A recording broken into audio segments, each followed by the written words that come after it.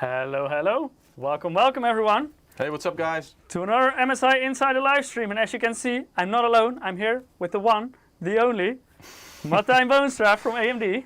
Hey, thanks Welcome, welcome. Thanks for joining everybody. Very excited to be here. By the way, I didn't even put my mic properly. Wait, let me fix that first. Sorry guys, Mike didn't put his mic properly on. That's better. Yeah. Because today we are going to talk about something new from you guys, Martijn. Very, very exciting. The new 7000X3D CPUs. And I know a lot of our viewers have been waiting for this. Yeah, I mean, X3D, right? I mean, we remember 2021 and at Computex, if you may remember, when we announced this new technology, when we bring this world-first technology into desktop CPUs in 2022 through the to the Ryzen 7 5800 X3D, world's first gaming CPU with 3D V-cache.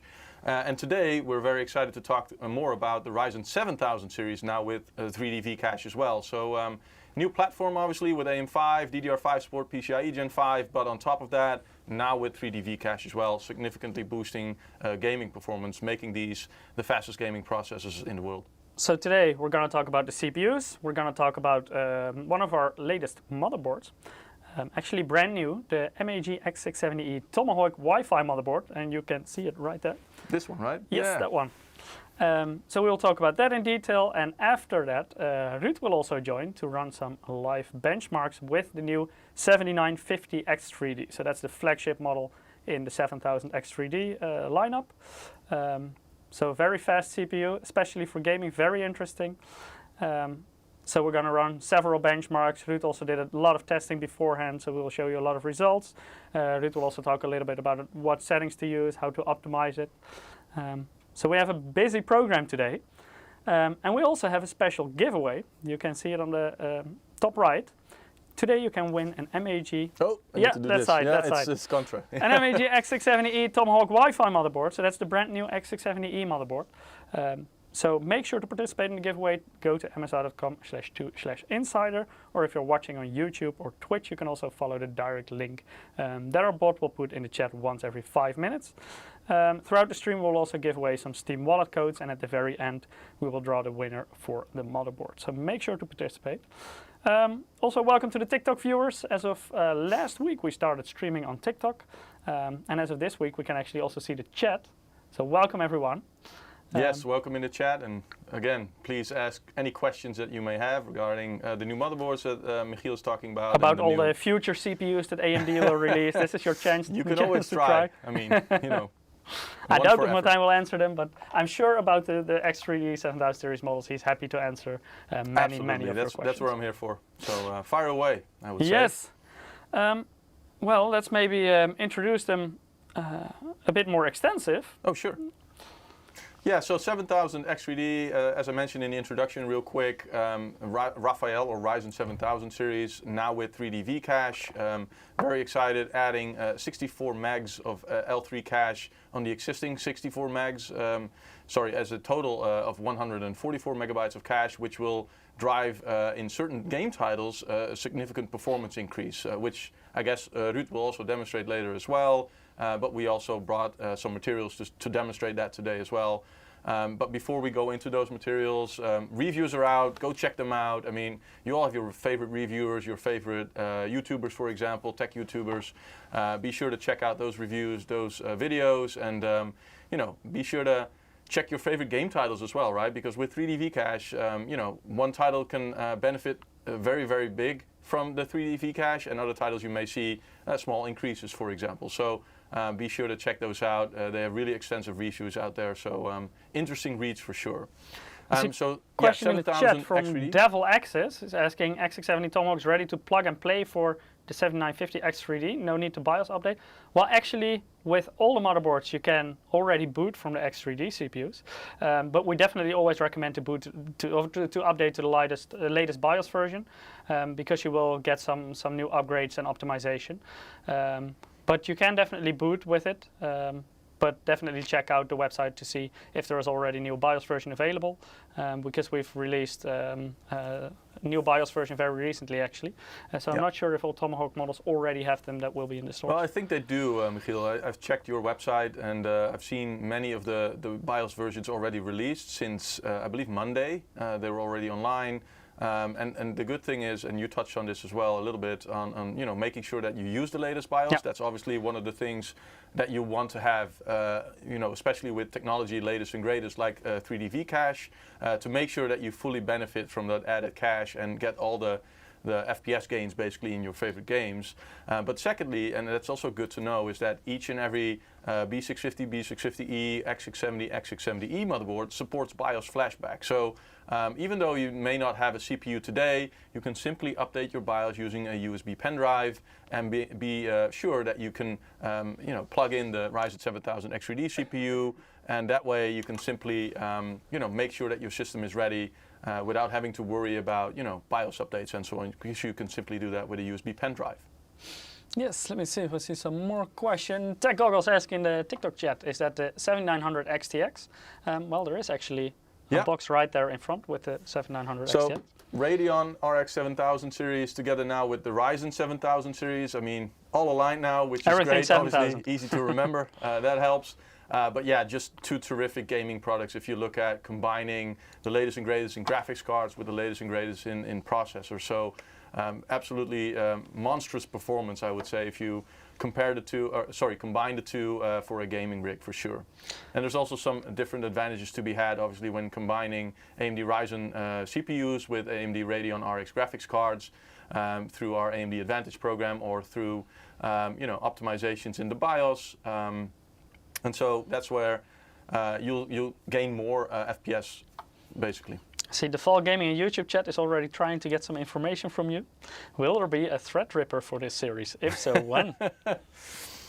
I'm sorry, I cannot comment on unannounced products from AMD. So maybe, it's going to or sound maybe repetitive, not. but yeah. FRC Eagle is asking Twitch chat, is it possible to use new CPUs on eco mode with air coolers? Yeah, should be possible. Of course, it depends on which eco mode you use, because you, for example, have a 65-watt eco mode that you can cool perfectly fine with an air cooler. Of course, it also depends on which air cooler you have.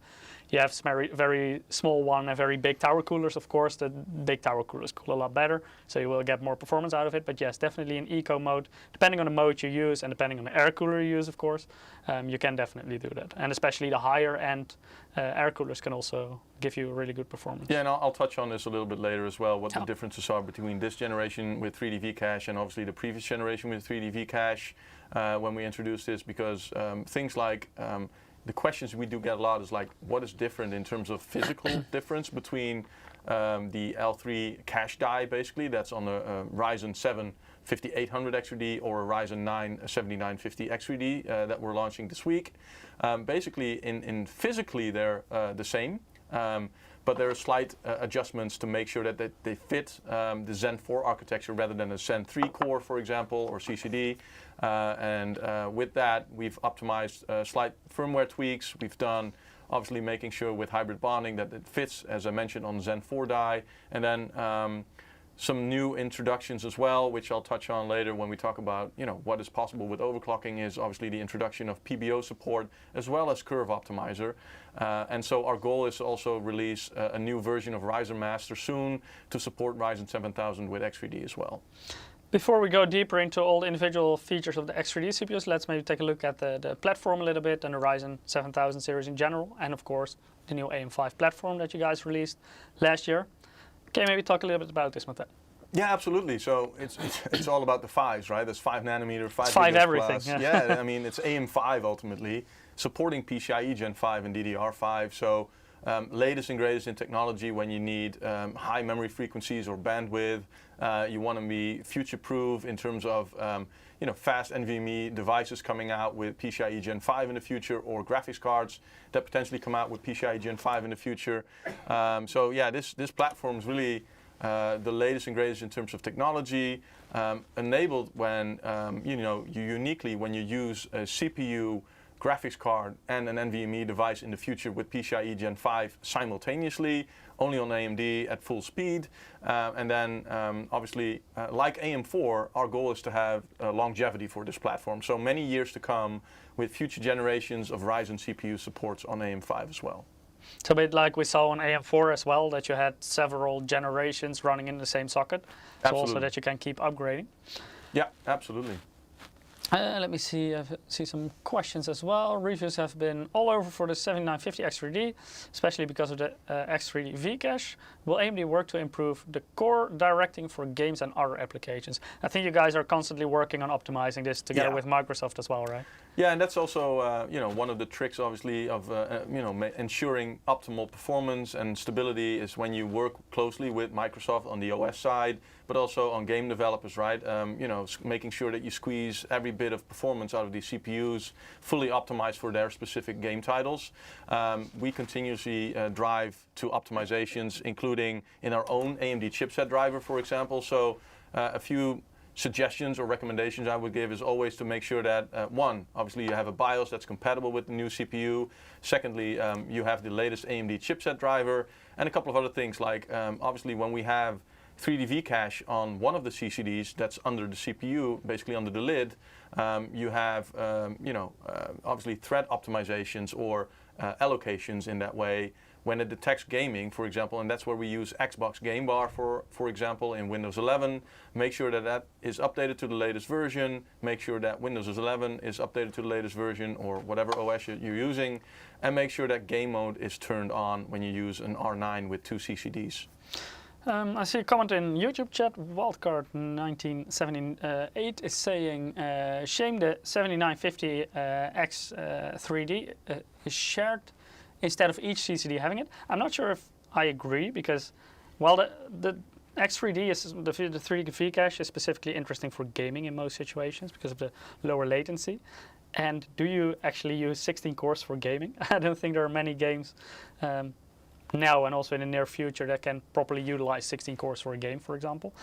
And the benefit of having the other regular CCD is, of course, that the clock speeds can be a little bit higher, so that will give you the better multi-threaded performance for example, productivity workload. So it's a bit, I think you guys try to get like a best of both worlds scenario with that, right? Yeah, that's absolutely what we're doing. I mean, we want to make sure that, a lot of questions when we launch Ryzen 7 5800 X3D is, hey, I'd like to have more cores for my setup because I'm not only gaming on my setup, for example, I'm also doing content creation or work-related workloads where I need 16 cores, for example, and that's where we're super excited to introduce Ryzen 9 CPUs this time around with 3D V-Cache as well, enabling basically the best of both worlds, as you said, Michiel, to ensure that you have obviously the fastest gaming processor or the best of the best gaming experience. And at the same time, when you use multi-threaded applications that really utilize 16 cores, or when you need that extra oomph or basically that extra performance while you're, for example, recording, streaming, and so on, and you want to use the full 8 cores for your game rendering for the highest frame rates, and then you can use the second CCD, for example, to do the recording, do all the background applications, Discord, you name it, everything that you run, basically. That's where we're super excited for the Ryzen 9 part, for sure. I see a comment in the chat that the bot is not working. Maybe one of our colleagues can check that in the background.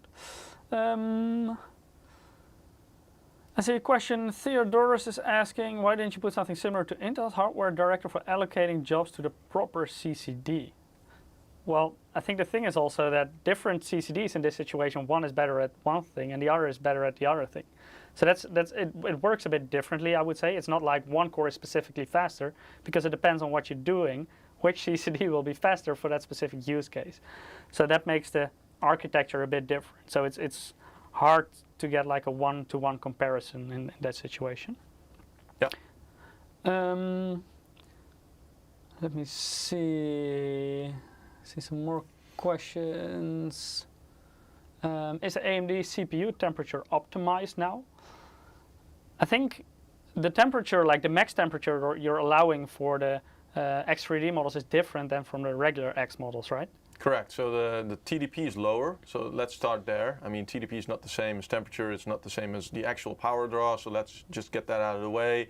but we've tuned these parts, and specifically because 3D V-Cache is a little bit more sensitive to temperatures, to voltages, and so on, which could only go up to a certain voltage and withstand a certain temperature. So ultimately, it left us with a lower TDP or lower power draw CPU, because you're not driving to a 170 watts like the Ryzen 9 7950X is, at full performance and higher voltages, of course, which ultimately means that you have, especially when you consider gaming, you have first of all, great gaming CPU, but your FPS per watt is basically, there's no better product than the Ryzen 7000 with X3D in terms of power efficiency when gaming. And since CJ Bill is saying 85 degrees for X3D, I think they changed, I believe it's 89, right? You're maxing out. It's now 89 for the X3D on 7000 series. So it was 95 for the X series, but of course we, for example, also have a BIOS setting that you can actually limit. It basically just maxes out the CPU up to that temperature, but we have a BIOS setting that you can, for example, limit it to 85, 75, or even 65 watts, and it will then automatically get the maximum performance based on that set temperature. So of course you will lose a little bit of performance, but on the other hand, it can improve your efficiency of the CPU. So the speed will be slightly lower, but the power consumption will be a lot lower. So it also works a bit as a very easy underclocking method. So also if you want to build in like small form factor or anything like that, that's also a very interesting setting to fiddle around with, I would say. Yeah, and the max TJK is what we call that, is the max operating temperature that we boost to 24/7 basically. That's the max safe operating temperature to ensure that we boost to that so we can also squeeze out the most performance 24/7 basically. The algorithms are designed that way to always keep boosting to that. And we've seen the same on Ryzen 7000 series at 95. Obviously the real maximum temperature is a lot higher, but you'll never going to see higher temperatures than that because of all the safety nets and everything going on. And you're most likely to see, performance being throttled or clock frequency being throttled first. So. Let's maybe dive into the 3D V-Cache a little bit deeper, because this is of course not the first generation 3D V-Cache, because in the previous generation you started off with the Ryzen 7 5800 X3D. Yeah, that's so this part, let me grab the right box. Oh, that's the other one. Yeah.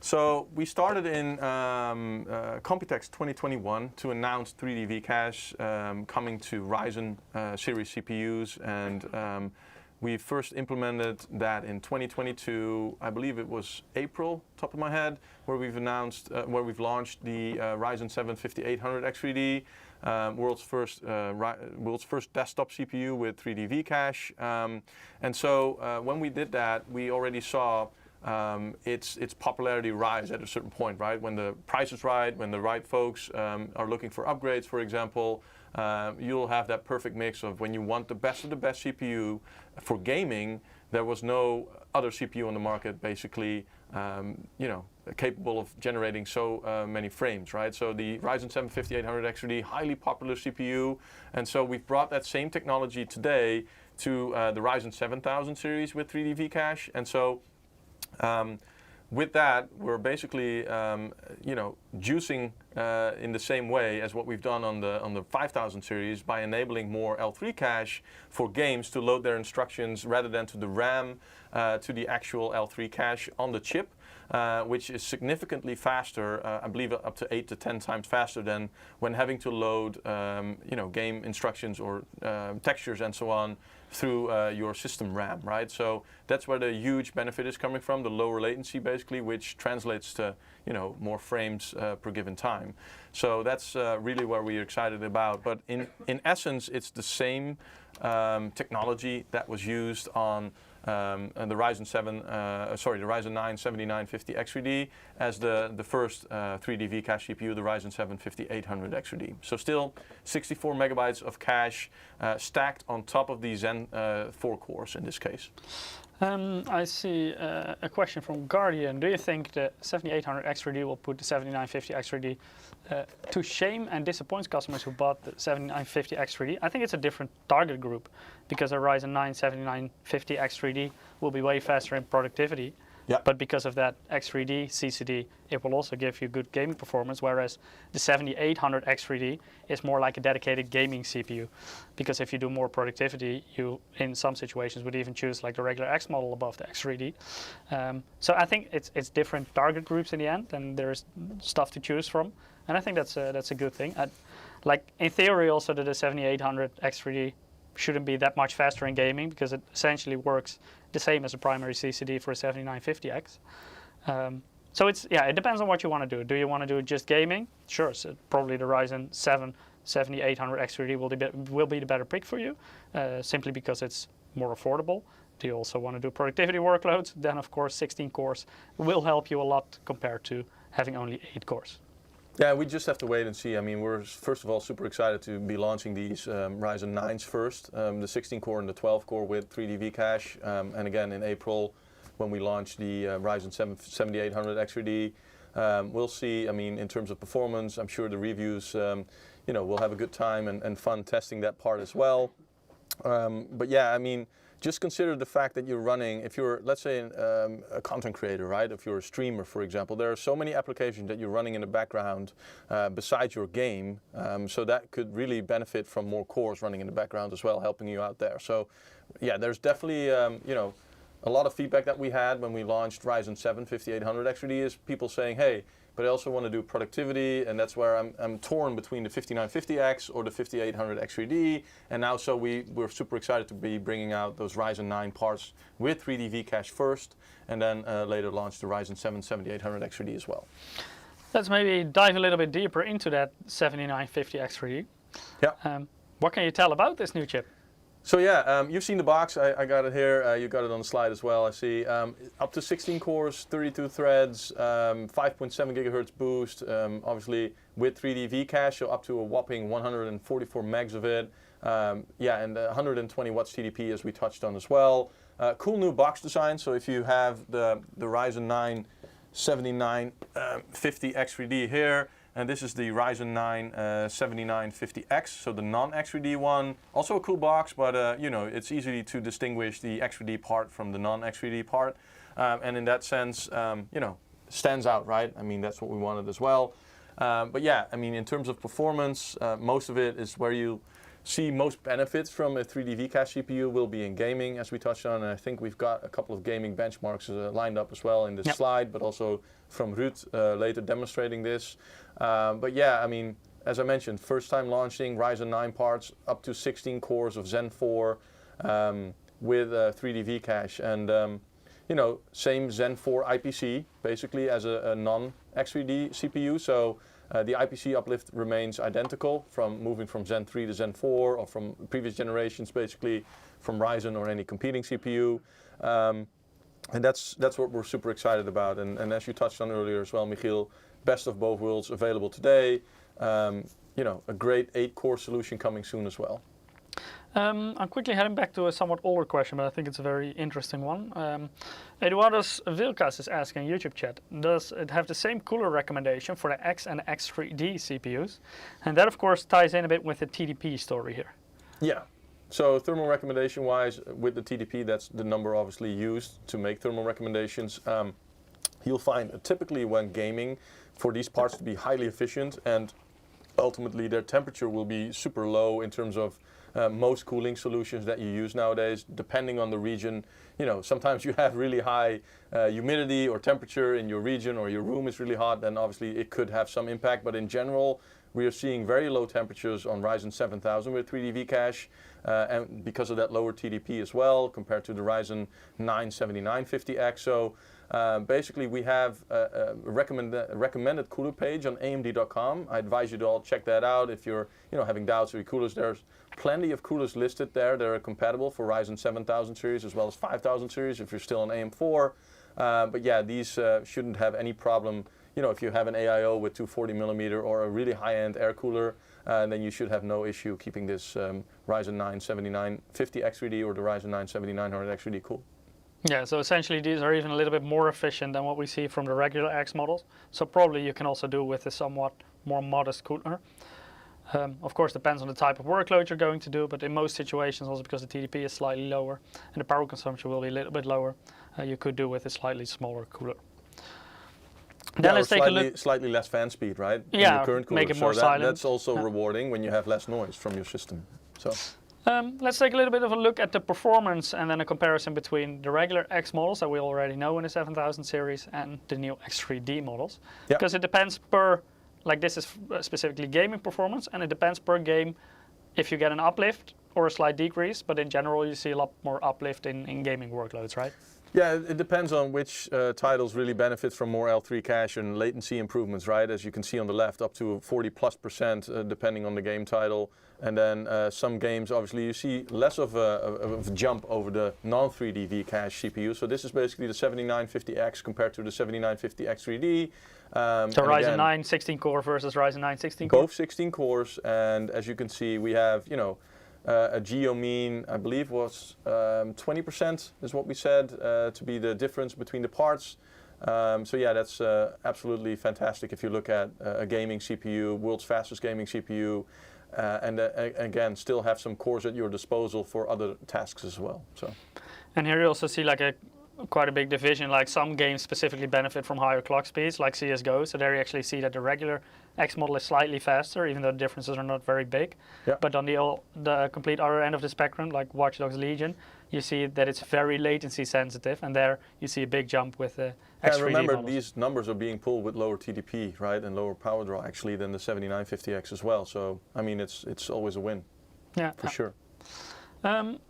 I see Devil Access is asking, when is the MAG X670E Tomahawk Wi-Fi on sale in the EU? I can't find it. It actually officially launched yesterday, so it should be available in the coming weeks. Do you want me to show that, or? Yeah, let's have a quick sneak peek already. Sneak peek? All right, I'll grab the board. Make sure not to break it. All right. Let me move some of the stuff out of the way so you can really see it. So, nice and shiny. We'll talk in a bit more detail about this later, and we'll go over all the specs and features that it offers. It's got a nice and populated I/O as well, so definitely not too bad. And looks the most affordable X670E model in our current lineup. All the bells and whistles that you want on AM5 if you want a future-proof platform for sure.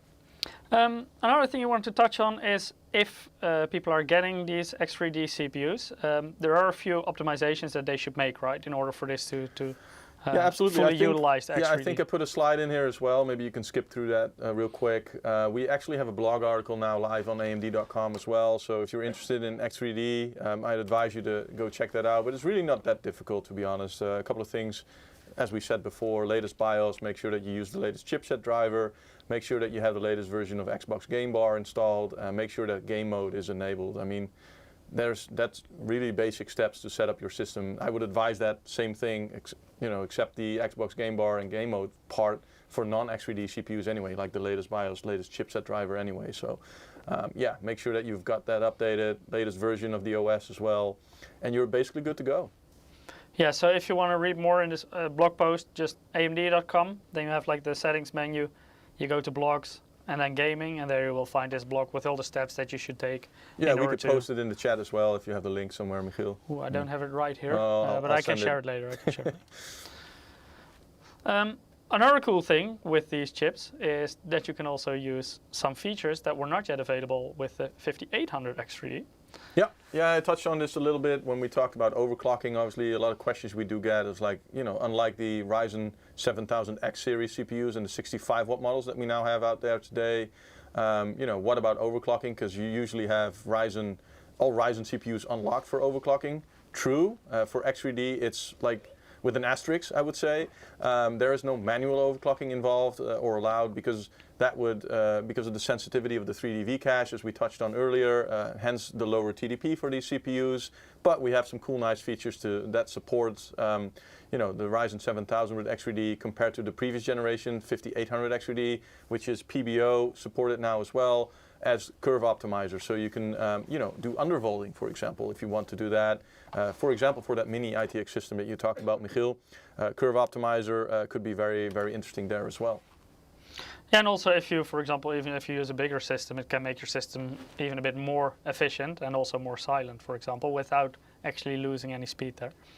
I mean, I remember tuning for days when I was younger, right? Finding that sweet spot in terms of power, efficiency, and performance, and running slightly below the advertised voltages sometimes would give you really good results and a much lower temperature, right? So, yeah, it's trial and error what your CPU can actually do. Yeah, it's almost sad when you're getting older, you have less time to play around like that. but it's definitely, I remember the good old days when, you know, tweaking and tweaking and tweaking for sure. And yeah, what's also on the slide, obviously supported for overclocking memory, like AMD's Expo support, XMP, or custom settings in memory. I know I've been running DDR5 6400 myself, but you know, 6000 running in 1-to-1 ratio with the Infinity Fabric clock, U clock and MEM clock. That's always what we recommend for you know, the best performance in terms of alignment with the X3D and with the chiplet architecture that the Ryzen still is, obviously. And then yeah, that's basically what you have, some more freedom with this generation 7000 series with 3D V-Cache for sure. I saw a question earlier, how do I participate with the giveaway? Well, there's a link in this visual. If you follow that link, then you can sign up.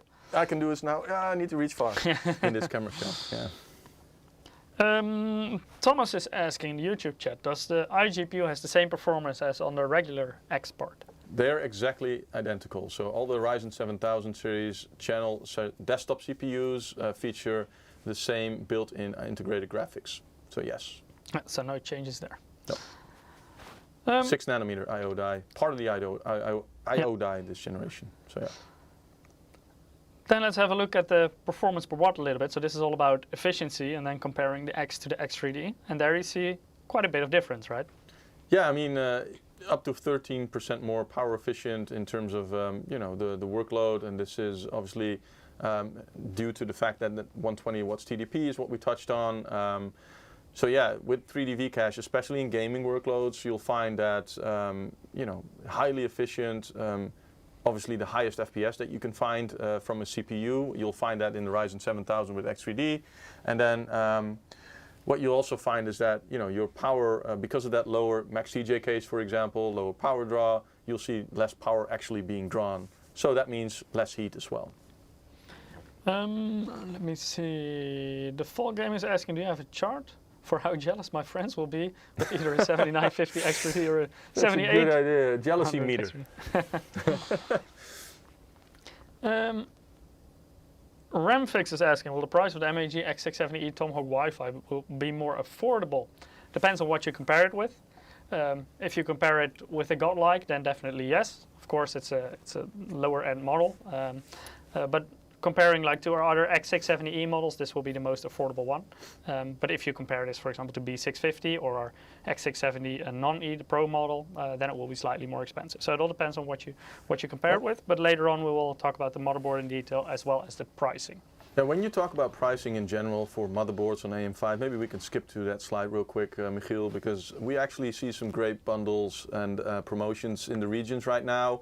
Where several of the favorite e-tailers in your region may have a bundle up with CPU, motherboards, and sometimes even with DDR5 included as well, up to a $125 savings. So depending on where you live, obviously that could be 110, 120 euros, for example, depending on the configuration. Select models, select partners from AMD as well run these, but I would highly advise you to check out, you know, if you're interested, after reading the reviews, and if you're excited for Ryzen CPUs, Ryzen 7000 series, go check out your favorite e-tailers and see if they have the bundles live. If not, then go check them out in the next couple of days, because I'm pretty sure they're working their tails off trying to get these bundles live as well. So some great opportunities there. And last but not least, with the Ryzen 7000 series, you get a nice copy of Jedi Survivor, Star Wars game title, hugely anticipated title. So even more value added to jump on AM5, I would say, if you consider upgrading or building a new system. Or if you're still on AM4, then obviously the Ryzen 5000 series aren't going anywhere. So the Ryzen 7 5800 X3D, one of the most popular choices for gamers, will remain on sale as well. So yeah, great time to consider upgrading, I would say. For people who couldn't find or access the link to the giveaway, I just posted it in chat, so you can directly go there. It should be visible on, for sure, especially YouTube, I believe. Camilla Lopez asking, how useful can the CPU be for developing the video? Well, very useful. You need obviously a CPU to run the system. Should be. I'm coughing a bit, so once every now and then I switch off the mic, but I should put it back on again. I hope now you can properly hear me again. That's good. We're sitting so far apart now, Michiel, in this shot. Yeah, it should be that. No. I hope you feel better. Anyway, Camilo, good question. And obviously, powerful CPUs are used for game development, depending on the workload, what you're actually developing in a game, rendering, compiling data, and so on. It's all different workloads. One requires hefty graphics cards, for example, but the other one requires a strong CPU. And with Ryzen, you get up to 16 cores of Zen 4 technology, which is one of the fastest out there. And then obviously with AM5 you get access to DDR5, memory bandwidth, everything needed to basically squeeze out the most performance from this generation of hardware. So yeah, and then if you need even more cores, then we obviously have our Ryzen Threadripper lineup as well. So we touched a little bit on pricing and bundles and how you can get a discount, but maybe let's also take a look at the price of the CPUs themselves. Because this is the X3D lineup in the 7000 series.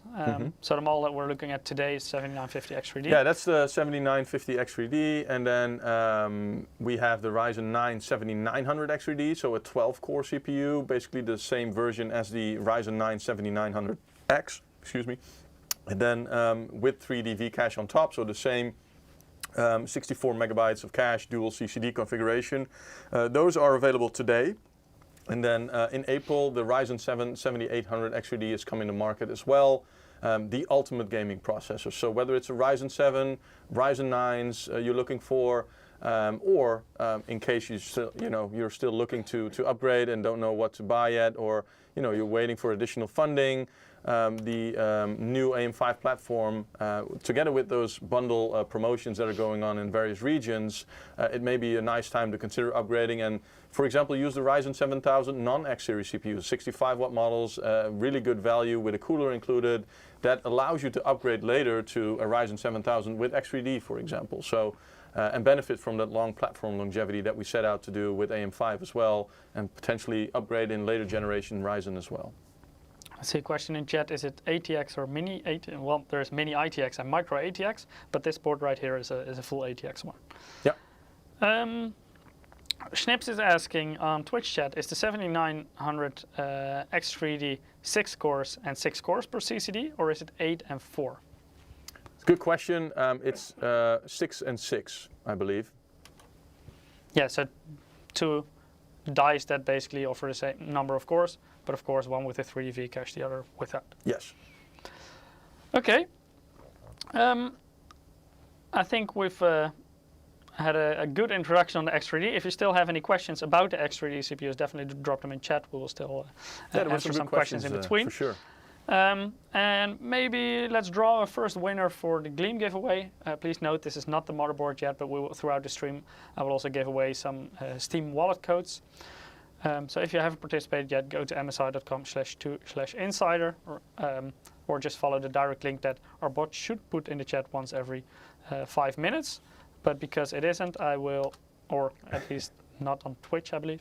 Can I draw the winner, manually in there? And let me draw. Or at least call it out. First. We can do 10 at once. Come on.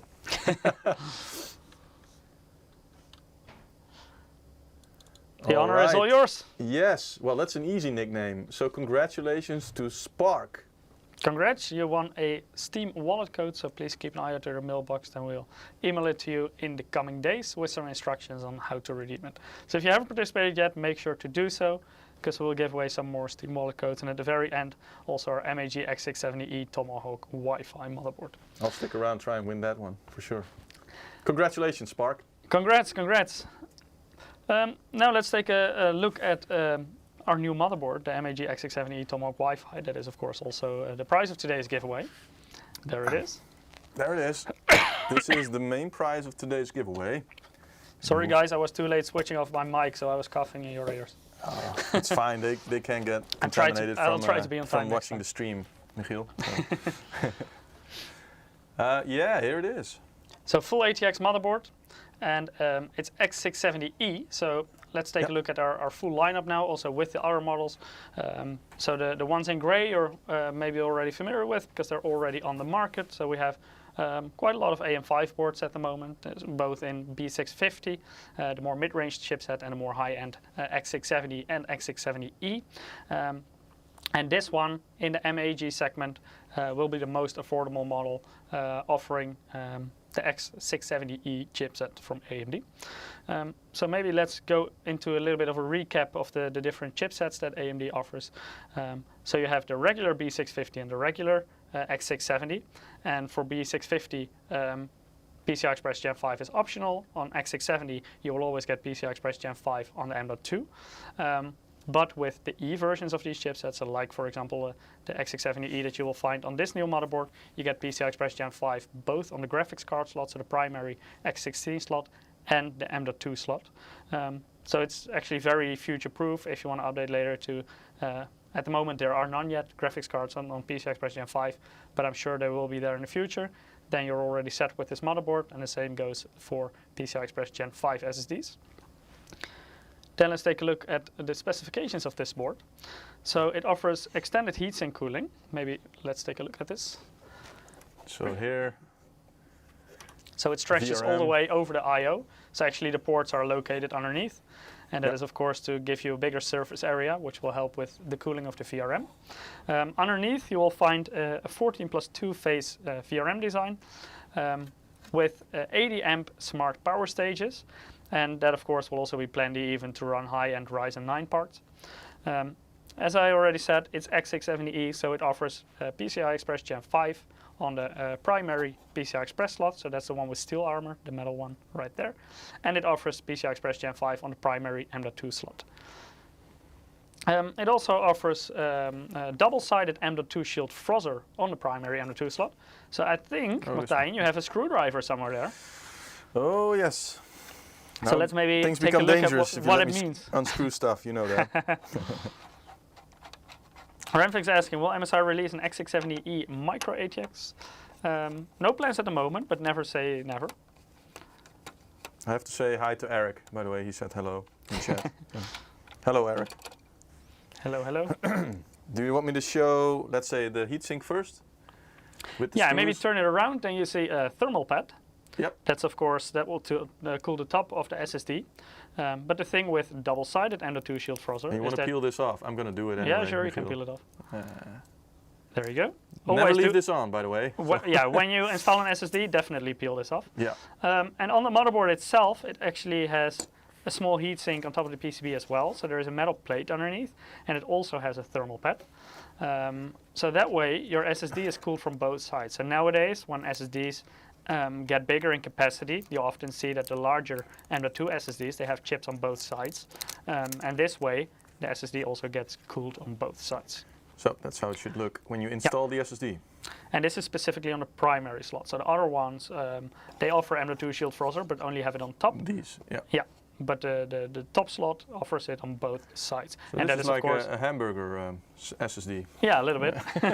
The sandwich edition. Sandwiched, yeah. And that is of course also the PCI Express Gen 5 slot. And that's specifically the primary slot. Makes sense, yeah. Anything else you want me to show? Yeah, let's take a look at the I/O a little bit, because it offers both 2.5 gigabit LAN and Wi-Fi 6E. There we go. So you see the antenna points for the Wi-Fi 6E. It has built-in Bluetooth as well. These two. You have 2.5 gigabit LAN on the LAN port. That's this one. And then there are actually two USB Type-C ports. And yeah, that one is actually the 20 gigabits per second. So the Lightning USB 20G port, and the other one is a 10 gigabit per second port. But the interesting feature of that one is that it actually supports DisplayPort 1.4, so you can get your display signal over the USB Type-C.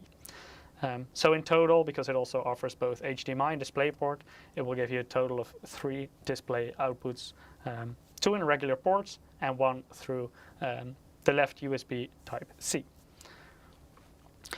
And there's also a BIOS flashback USB on here, right? Yeah. Let me see. So there is a small button that you see on the next to the to the DisplayPort. I can hardly see it in the camera. So.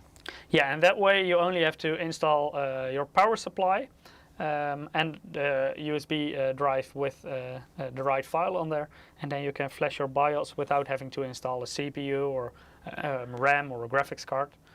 Yeah, so that's in all honesty, I made the mistake the other day of installing the CPU but not a cooler. The system started power on, But fortunately, I was saved, you know, by the temperature throttling and everything. Yeah. And I noticed, like within 5 seconds, that happened. So yeah, be sure when you do BIOS flashback, do not install the CPU without a cooler. Yeah, you can install it, but then install the CPU at all. Yeah, So. If you install it, also install the cooler. Yes. Yeah. And then you have a specific port you use as well, right? For the BIOS flashbacks, that's the top USB one. It's in a blue. highlighted port, Yeah. and it also says, I think it says Flash BIOS. Yeah. It says Flash BIOS. Yeah. Yeah. And this one says Flash BIOS button. Indeed. So that's where you should put the USB flash drive with the correct BIOS file. Yeah.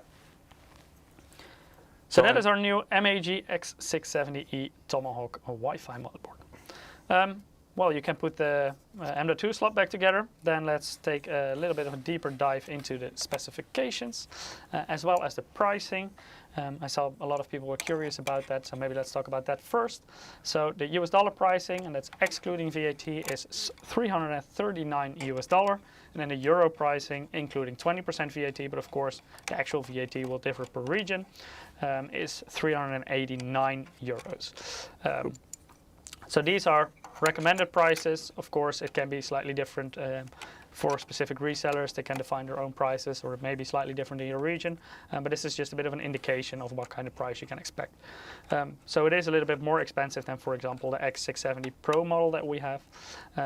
But it's cheaper than all the other X670E boards that we currently have in the market. So the Carbon, the Ace, and the Godlike. Here you also see some more detailed specs. Of course, it supports 7000 series desktop processors, both the regular parts and the X3D. It's based on the X670 chipset, but because it's X670E, it offers the PCI Express Gen 5 on both the graphics card slot and the primary M.2 slot. Here you also see the display outputs, so both HDMI, DisplayPort, and DisplayPort over USB Type-C. It offers 4 DIMM slots, and the maximum supported memory speed is 6600 megahertz.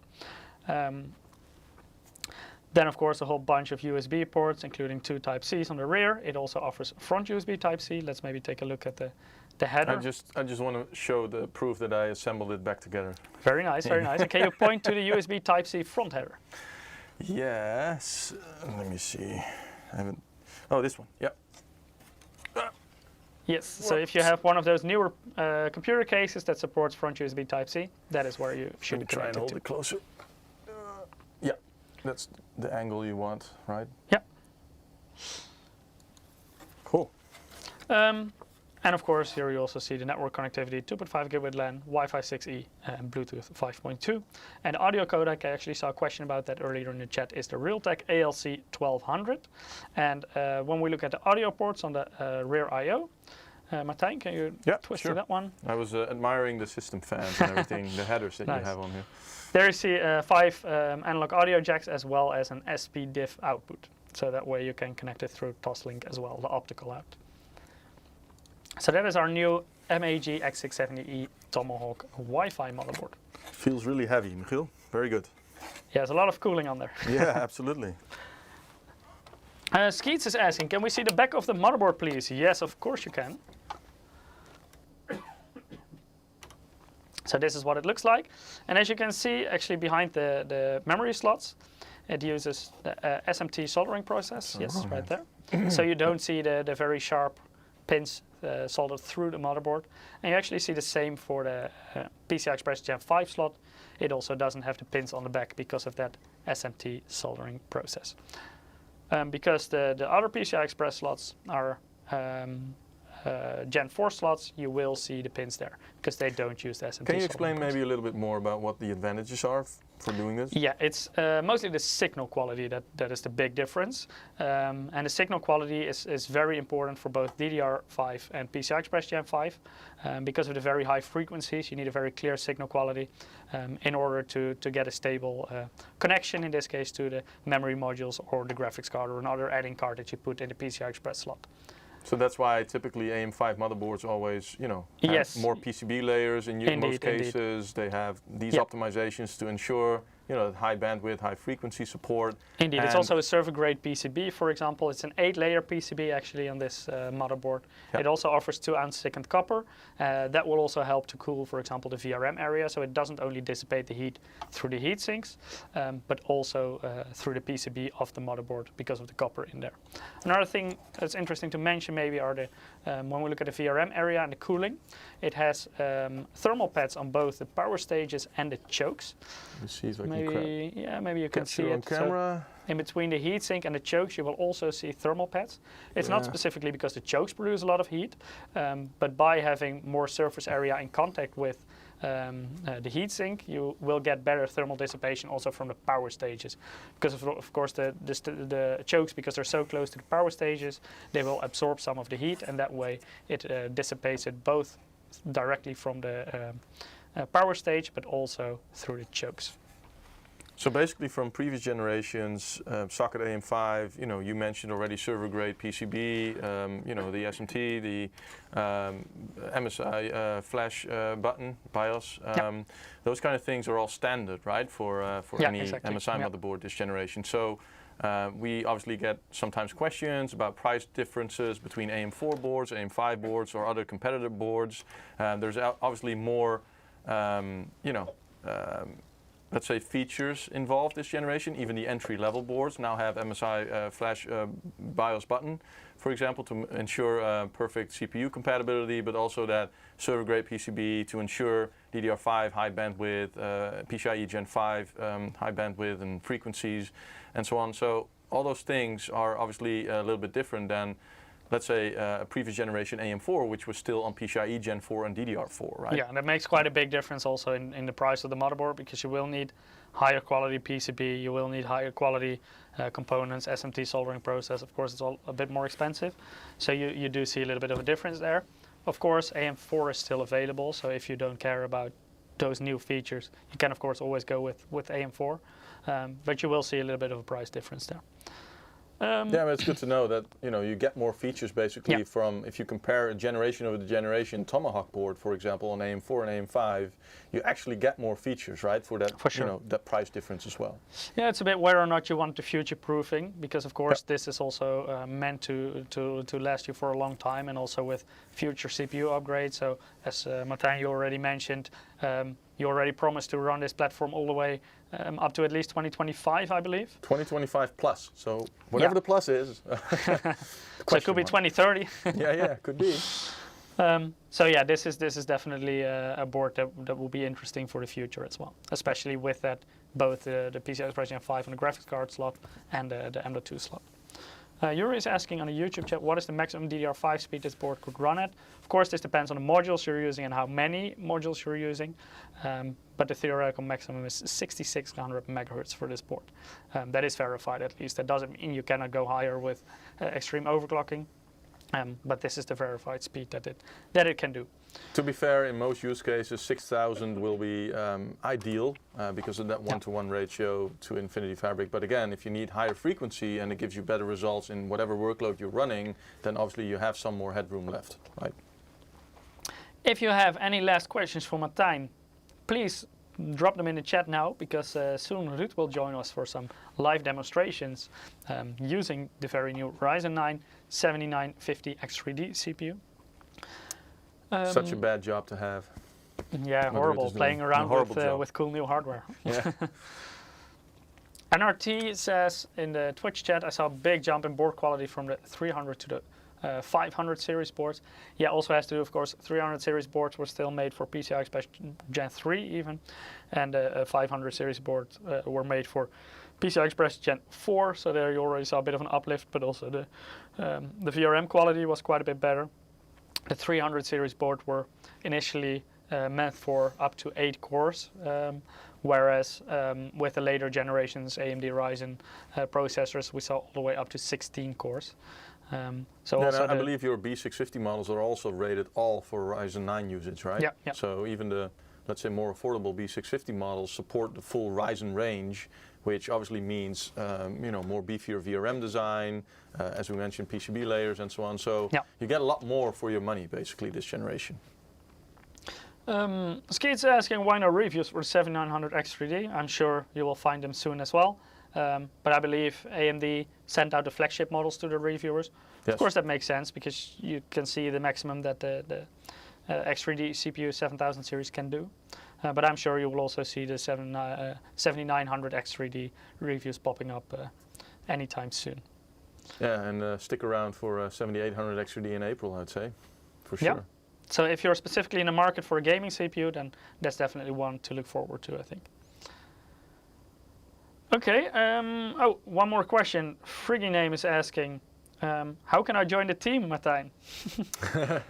You mean the AMD team or the MSI team? Which team? Yeah. Just enjoy hardware in general, as I would say.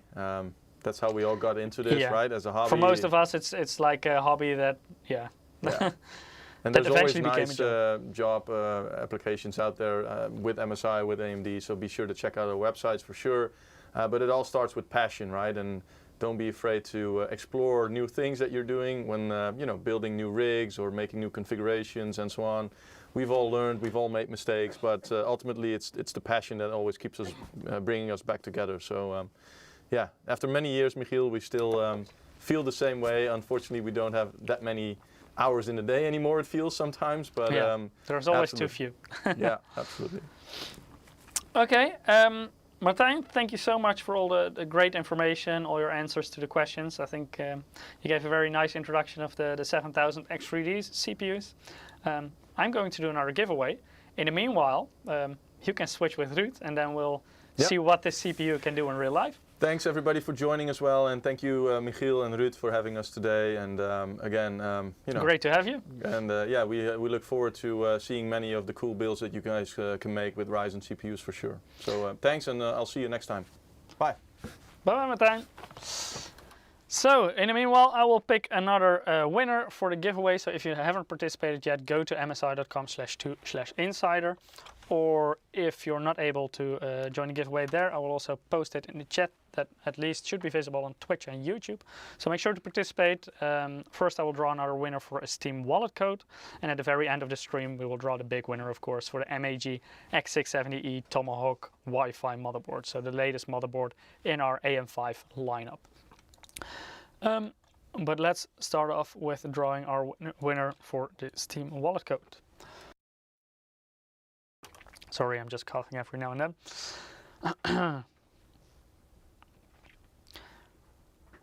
Hello, Ruud. Hello, hello. I hope you can hear me. Yeah, they should be able to hear you. Welcome, welcome. Thank you. And Ruud, before we start, the honor is all yours to call out the second winner for a Steam wallet code. Easy one too. So lucky 7. Congratulations! You also won a Steam wallet code, so please keep an eye out on your mailbox. Then we'll email the code to you in the coming days with some instructions on how to redeem it. So, Ruud, you did a lot of testing with this new CPU. Actually, I did a lot of testing. I did more testing than before any of the live streams, especially on gaming, especially on different games than I did before, and more resolutions and even ray tracing and stuff. I have too much data, so data processing was also becoming an issue. It's time consuming, I would say, and that's why I was early in the office this morning to fine-tune last stuff. And all for you guys. Yeah. I rerun some tests because some of my benchmarking scripts were not working 100%, so the results were invalid. But in the end, everything was fixed, right? Yeah, it's up and running, and we have much charts to show you. Oh, I see a very good point in the chat. Merrick says you need to change the name at the bottom of the overlay. Oh, look, right. there it is. Hey, okay, good. Problem solved. You will see it in some more scenes. I will just click all the Martijn tags away throughout. Okay, that's cool. Oh, very sharp. Then let's dive right into it. Maybe let's introduce you guys first a bit to the system that we're using today. So I'm gonna head to this one, and I'm also gonna fix the name tag right here. So now it's Ruud again. Okay, yeah. So usually I'm showing you what's inside with, oh, that's the, okay, hang on. it's going to the sensor page directly. I can fix that. Hang on. I didn't see the summary NRT part. says, lol, the root. Yeah, it's the one and only. Yeah, I don't know who came up with that, but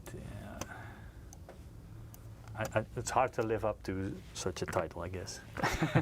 Anyway, we're running the Ryzen 7050 X3D. We were talking about that the whole time already, and it's on a MAG B650 Tomahawk Wi-Fi, so it's the little brother of the new one, the B650 version, and this is more than capable of running this CPU and even overclock it. The VRMs are very powerful. You can throw anything at it, and it's one of my favorite kind of look for a motherboard. So the Tomahawk, that's looks very clean, very black. I like that kind of styling. And furthermore, we have the RTX 4090 Supreme X graphics card, and even though that's a very hefty graphics card, all the benchmarks were done at 1080p, so to show the most benefit of the CPU and the to make sure the GPU is not the bottleneck. yeah, the 3D V cache is the star of the show. So in order to show that the best, and the lower the settings, the more CPU bound the games will be, and therefore the CPU differences will show. So the text is quite small, but we also have a visual in the bottom of the screen, and that will cycle through all the specifications of the test setup. For the rest, well. It's Windows 11. It's the latest version, all up to date. It's MSI M480. I think I said it was a 2 terabyte one, but I made a mistake and it's a 1 terabyte one. But it fits all the games we need for today, so no problem there. The memory is a Kingston Fury Beast RGB 6000C36 memory kit with Expo profiles and XMP profiles, so we can choose. And that's about it. I have a power supply that's a AI 1300P, so that's the one with plenty of power. Yeah, but it's a 4090, so the 4090 has a 12 plus 4 pin power connector. So this power supply is has the cable that connects directly, and you don't need to use adapters. So that's the reason why I use this power supply. Probably a lower one. Lower wattage one would also suffice, but let's get into benchmarking, right? Sounds good. First up, of course, the productivity part. We can also use the HW info to show some clocks and powers, temperatures. This is a S360. Should I do the scaling a little bit different? Yeah, if you can make it a little bit bigger, then yeah. Forgot about that part. Should be a bit easier to see. Yeah, I was messing with the. Oh, it's at 1440p. Ah, okay, sorry, my bad. I'm gonna switch resolution. Might go black. Yeah, now it's already a lot easier to read. Much bigger. Okay. Yeah, the HW info sender page is. Geekwave says take the medic mic. Yeah, I'm just choking in the background here every now and then. Yeah, he only needs to survive another hour. So. Indeed. That should be fine. An hour is doable. Okay, cool. Okay. I will maybe run out for a moment just to get some water. As you can already see, in idle it's a bit difficult to judge, but the clocks from core 0 to core 7 usually are a bit lower than the core 8 till 15. And that's also the division in the CCD. So CCD 0 is core 0 to 8, and CCD 1 is core 8 till 15. So in Cinebench, we're just going to run that quickly.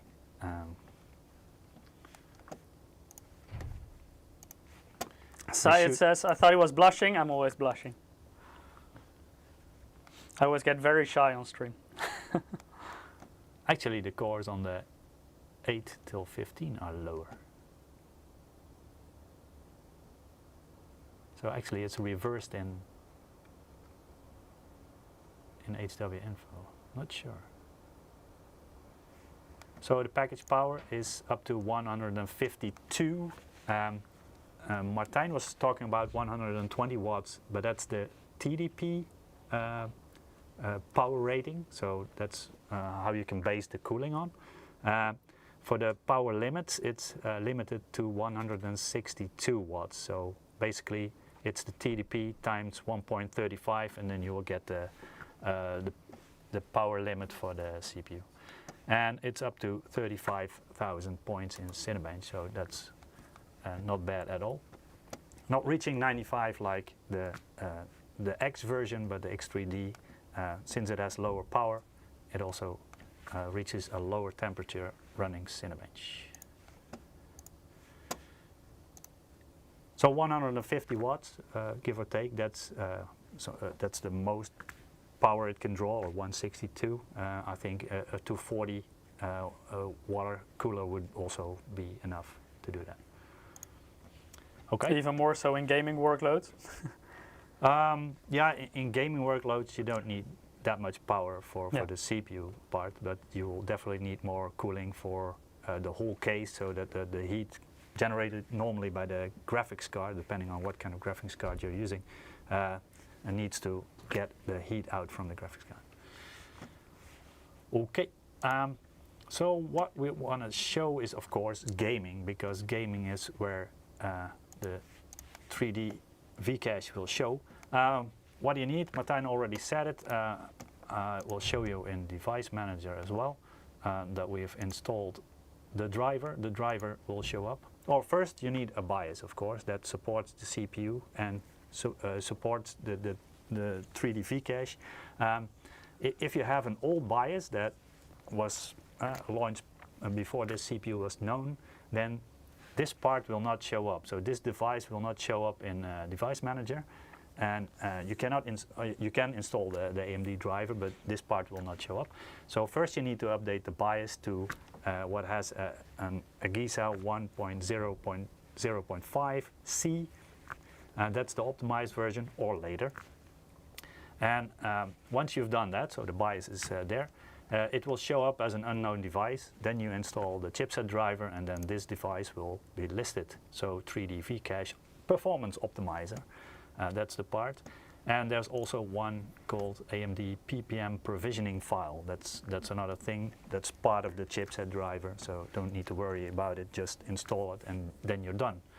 So a question in chat, Yuri is asking, are you going to compare the numbers with Intel? Ruud actually also tested with the 3900K. I'm also showing you the testing results I did with the 3900K with a 5950, the 5800 X3D, and the 7950X without the 3D.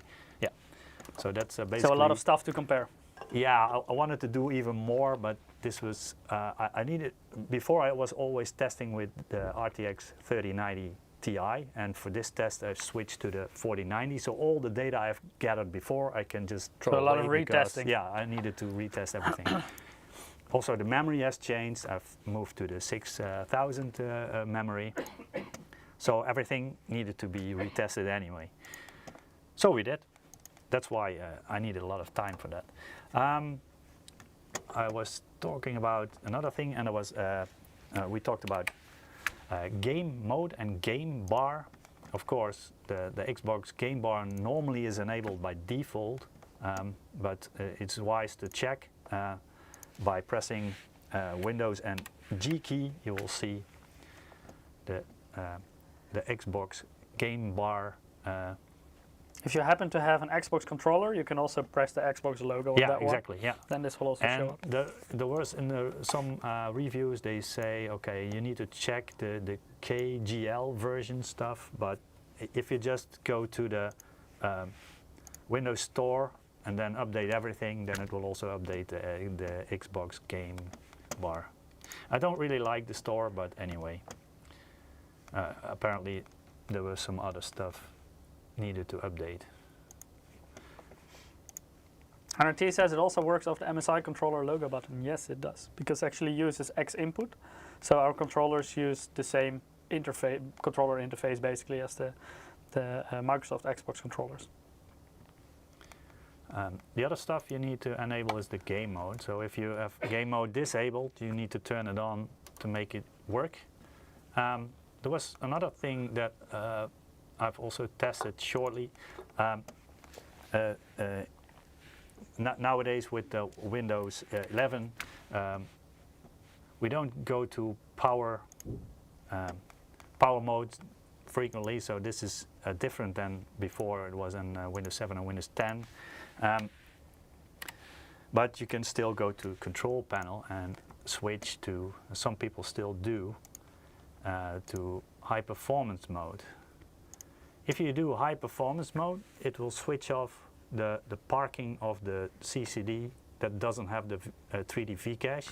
So then the whole scheduling of the gaming workload to the CCD that has the 3D V cache doesn't work. So it's still dividing the workload between the both CCDs because they're both active, and that's because of the power plan. So make sure the power plan is stuck to or is set to balanced, and that will also give you the best performance. So we can easily demonstrate an on and off situation by just let me fix the name tag again. I'm disabling some background tasks because that will hurt performance a little bit. First, let's go to Formula 1. Did we check the volume levels of the Yes, game? we did. Oh, okay, Should be okay. Yeah. QTA is asking, are there more ITX boards coming? I got the MSI MPG B650i Edge Wi-Fi so far. At this point, no plans. We think that B650 is a bit more suitable for mini ITX boards because you can, of course, put an X670 on there, but on a mini ITX you don't have the space to properly utilize that chipset because it will give you more connectivity options that you don't have the physical space for on a mini ITX board. That's why we went with only a B650 mini ITX board in our AM5 lineup.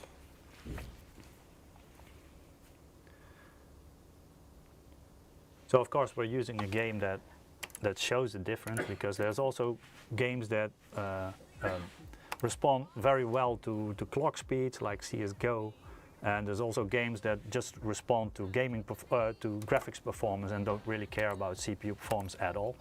Or the higher the settings you will put on, the more GPU bottlenecked you will be, and the CPU doesn't really make that much of a difference anymore. It's a little bit of a quirk of F122, but the detail of the detail preset is medium, and if I run the benchmark this way, it will, and we go back, it will still show custom, but trust me, it's still at medium. For the rest of the settings, we are running at 1080p, and the rest is without DLSS and only doing anti-aliasing with TAA and Fidelity FX sharpening. So the rest of the stuff is off, and the medium preset also has ray tracing off, of course. The lower the settings, the higher the FPS and the more CPU bound. Yeah. So let's run the benchmark and see what we get. Mark says on YouTube chat, Mike, you're coughing because the Coca-Cola irritates your ligaments. Drink hot tea or coffee. Well, I'm out of Coke, so I will stop drinking that one. And Martijn was nice enough to bring me some water, so I'm switching to that again. Or tea with honey. That may be a good idea. Yeah, I've heard good stories about that. Huh? Oh, drugs. Yeah, drugs, yeah. That works too. So this is with the 3D V-cache enabled, and sometimes you'll see FPS above 500. Yeah, it's a very high-end system, so. I see a request in chat to go to 4K, but that way you make it GPU limited, so you don't see the actual performance of the CPU. That's actually why we're running this at lower resolutions and lower settings. There you really see the difference between CPUs rather than what the graphics card can do. Yeah. That's why we run at 1080p, because then it will show the differences between the CPU much more. And if you're running at 4K, all CPUs will be basically the same, because the GPU will be 100% the bottleneck. Marcus says on Twitch chat, 640 times 480. Yes, that will make it even more. I don't think CPU. many games can even support that, but Not 720, anymore. yeah, 720p we can do that. But yeah, maybe then other bottlenecks will turn up, like game engine and stuff like that. Some games simply won't run higher than a certain limit because the engine is not optimized to do higher, even if you throw faster hardware at it.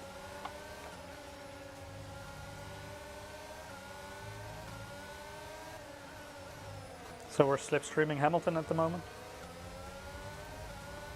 Okay. Can we see the AMD logo on that car? Because Mercedes is sponsored by AMD. I fixed the camera position to the TV pod. I don't know where I think the AMD logo is on the side of the car. So it will be hard to see from this angle. Maybe if Hamilton crashes. Then you should be able to see it. We should have an average in a few seconds.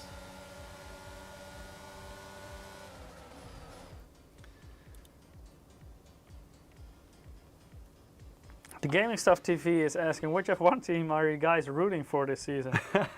Well, Ruud, which is your favorite? Yeah, I'm Dutch, so yeah. For me, it's Max. So Well, Red there's Bull. another Dutch driver now. Yeah, that's true. Yeah, yeah. But I don't think he has the same opportunity or chances to go well. True. Well, I'm Dutch as well, but my favorite driver is Lando Norris. But McLaren doesn't look very good so far, so we'll have They to had see. some issues during testing, right? Yeah, Yeah. but Anyway. I hope he still does well.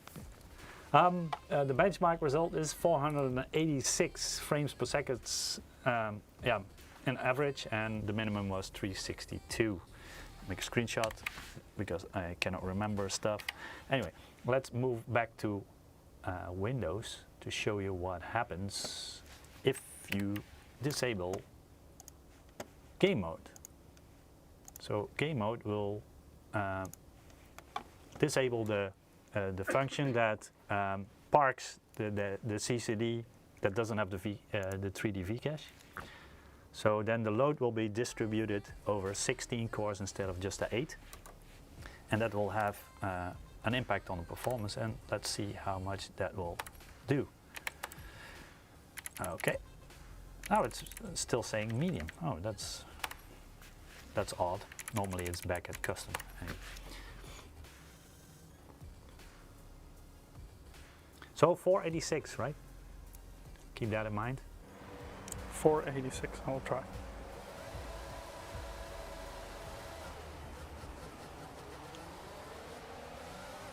Mockford says, Mike, don't get sick. Thank you for working for working for us anyway. You're very welcome. I am a bit sick, but Ruud and I are very far apart at the moment. But of course, I couldn't miss out on this live stream.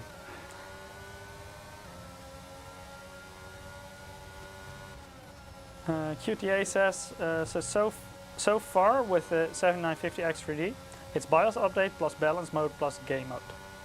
Yeah.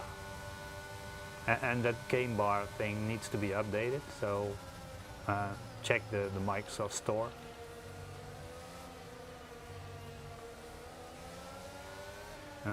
If you cleanly install Windows 11, then the Windows Store will automatically update, but it might take some time before it starts updating.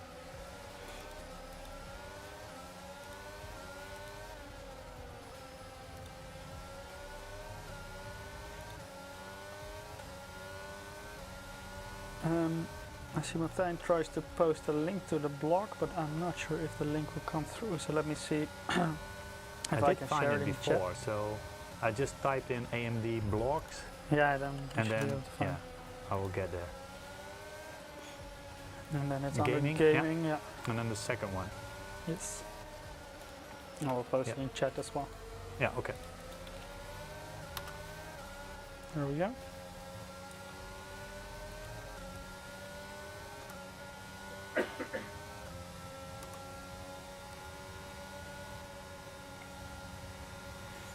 Oh, so we're on board with Latifi now. That's not gonna happen this season. No, this is F122. This is not 23. It's time for 23. But that still take a couple of months. I think it launches somewhere in the summer, I guess. Yeah. So it was 486 with game mode enabled, and with game mode disabled we get 480. That's weird because that was not the expected result. So apparently it's still active. So probably I need a reboot. Let's do that. So apparently the scheduler was still active, even though that the game mode was disabled. But I did keep the game and turned on while I was disabling game mode. So I'm not sure if this method is the correct way. Probably just a little cold. Yeah, I think so. The Fall Gaming says go ahead and take the rest of the week off. Tell your boss that Fall said it's cool. Well, I don't feel that bad. I can still work. I'm just coughing a lot. Interesting question. I'm not sure if you know the answer to it. Victor Revolve is asking Twitch chat, what about Windows 10? Windows 10 is also supported, yes. You need to update it to, I think it's in the blog of AMD. And Martijn is nodding, yeah, it's in the blog. Martijn is there you can read the background. version. You will need the minimum to have it supported. I haven't tested Windows 10 because we saw with the scheduler of Intel, with Alder Lake, Windows 10 wasn't working on every program. So some programs were really dropping in speed. So then we stopped bothering with Windows 10. However, I'm still using Windows 10 myself, so still like that one. At least in the office. At home, I'm Windows 11. The capture has an image first, and then my monitor will turn up. Now it will go blank again. Now it's not consistent, is it? No, it's flashing. All right, hang on. Connector issue. And the cable, there's some tension on it. Yeah, this looks better. Okay.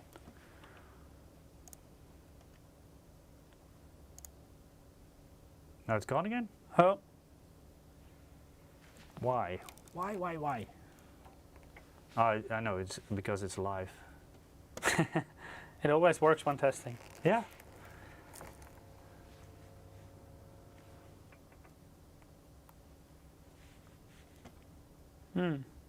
Maybe replug it? Yeah, okay.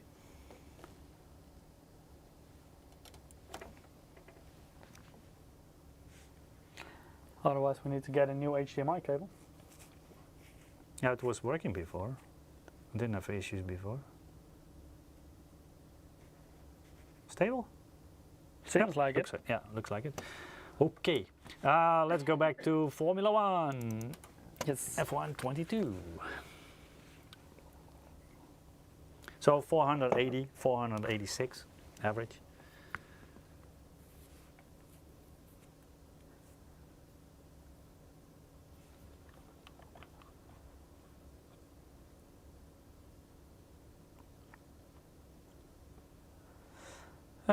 Let me see.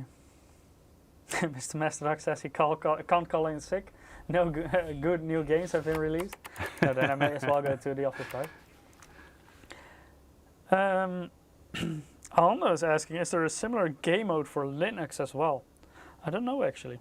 I haven't heard, maybe Martijn knows, but a Linux mode, Linux driver, is that in the plans? He's checking. He's or Googling or something. And he's smiling now. Anyway. Milan is asking, is there any difference between Edge and Carbon in C790? Yeah, the Carbon is somewhat higher and slightly stronger VRM design, for example. And of course the colors are a lot different. But yeah, the Carbon is positioned slightly higher than the Edge and will offer you slightly stronger VRM. But other than that, in terms of feature set, they're relatively close. a slightly different color, right? The edge is more silver, right? Yeah, it has silver heatsinks, and carbon has black. Edwin K is asking what cooler do you use with AM5 processor? Well, actually all our core liquid coolers are compatible with AM5. So all of them support AM5 through the same bracket as that they use for AM4. But right now we're using the MEG Core Liquid S360 liquid cooler. Yeah, to give it the best opportunity to perform. But I think a 240 should be enough. But it's still getting quite warm or warmish, but it's just peak temperature, so it doesn't really mean that much.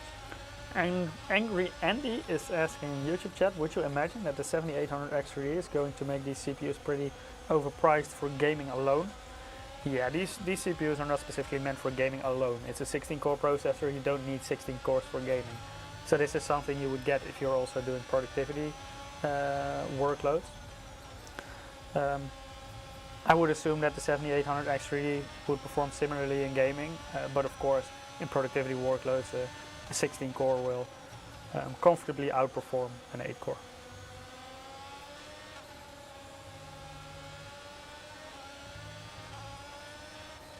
QTA saying, do you have the 7900X3D also? Not at the moment. No. At the moment only the 7950X3D.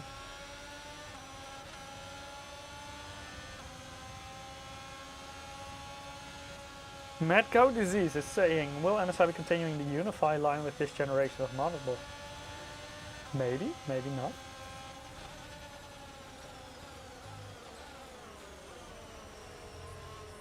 DA says MSI 4070 Ti a good graphics card.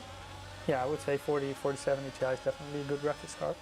Of course, depends on what resolution you're playing on, whether it makes sense to go, for example, for a 49 that we're using right now.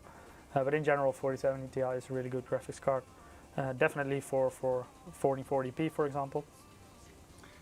So this is the result without the game mode. So game mode is disabled now. So 406, so you lose about 80 FPS.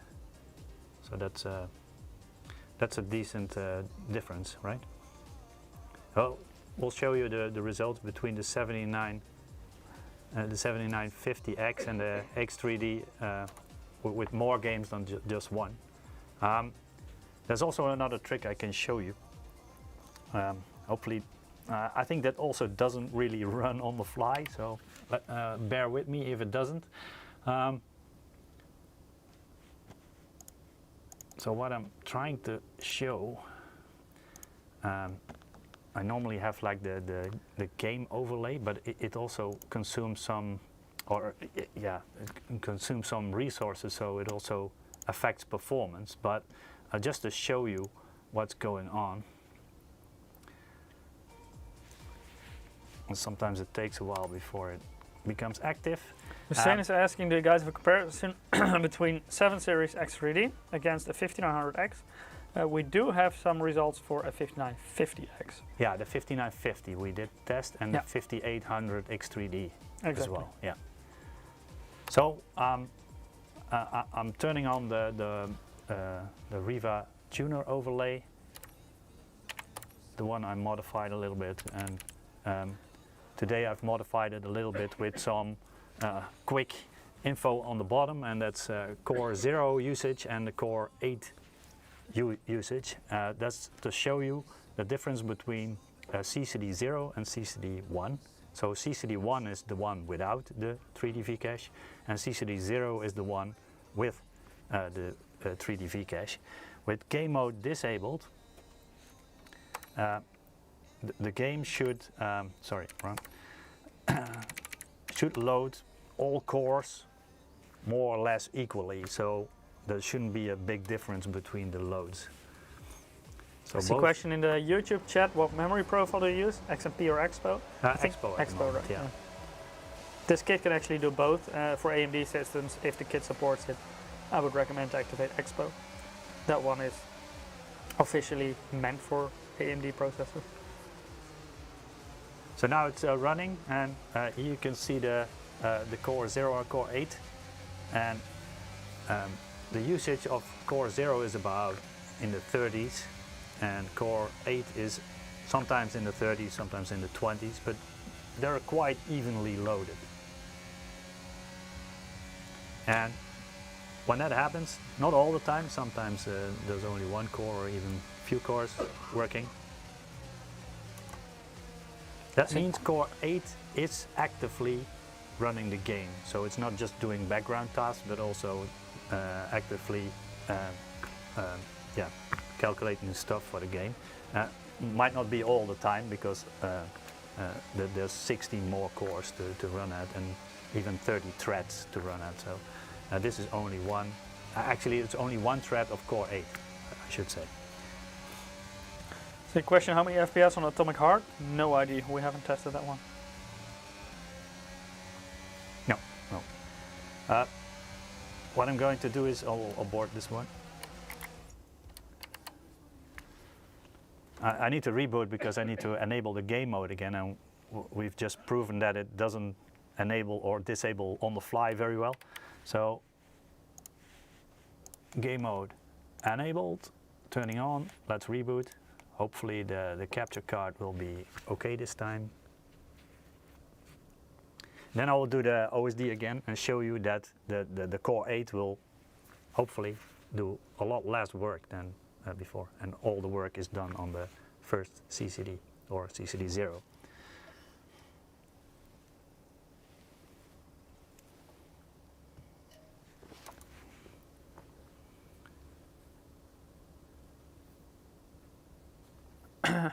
I see Miss Max is saying Hardware Unboxed disabled the second chips, only enabled the cores with Vcache and got better performance.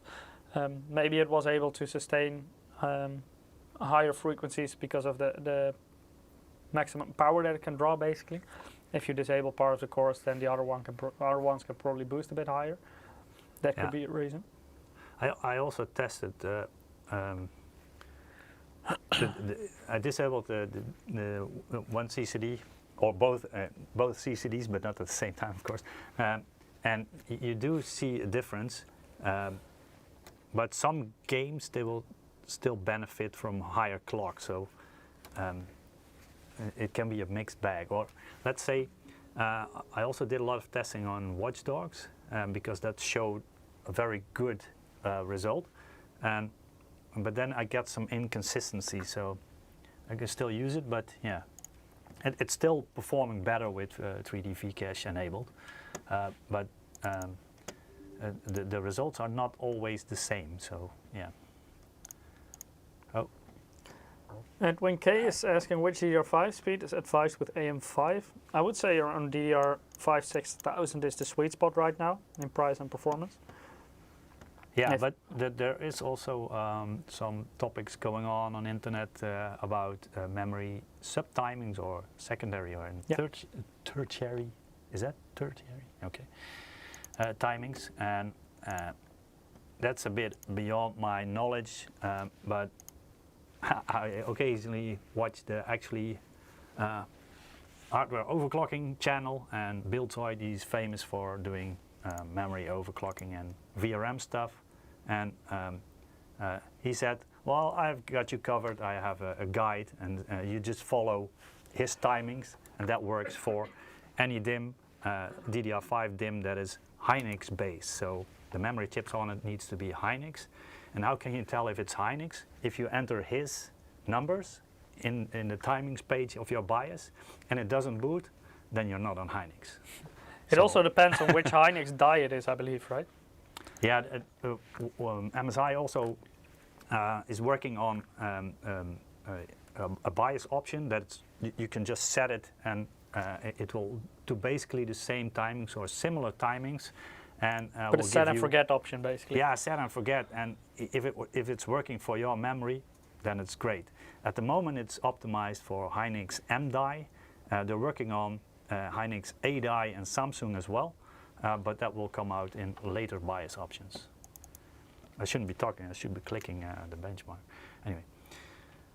FRC Eagle says, sorry if this was asked before, but what is the supported highest RAM speed for this board? It's 6600 megahertz, but of course depending on the modules you're using, how many modules you're using. but the official spec is 6600 megahertz max.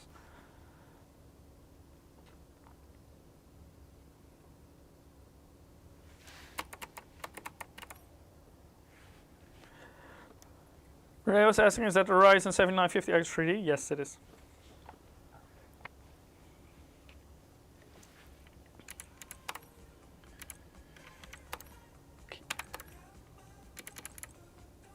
See, now it's back at custom. Don't know why. It's doing that every time.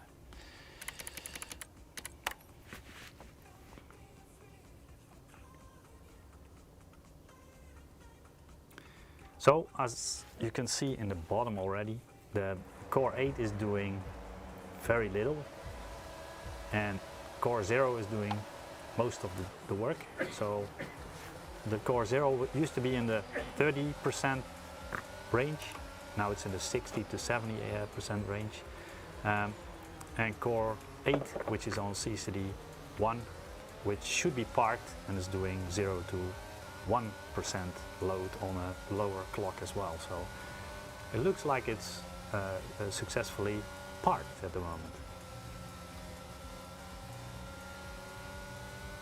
Of course, with the OSD running, it does impact the CPU performance and also the game FPS. So if we're looking at the average FPS, if I let the game benchmark run, then it will be a lot lower than before.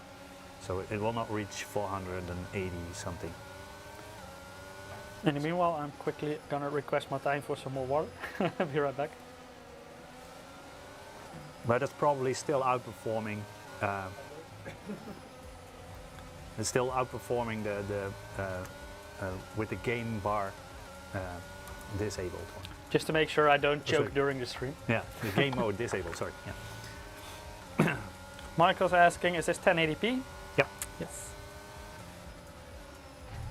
And the story end says, was mentioned earlier that memory is, speed 6000 is better for 1-to-1 ratio or something. Yeah, that has to do with the Infinity Fabric. Yeah, the memory to U clock is then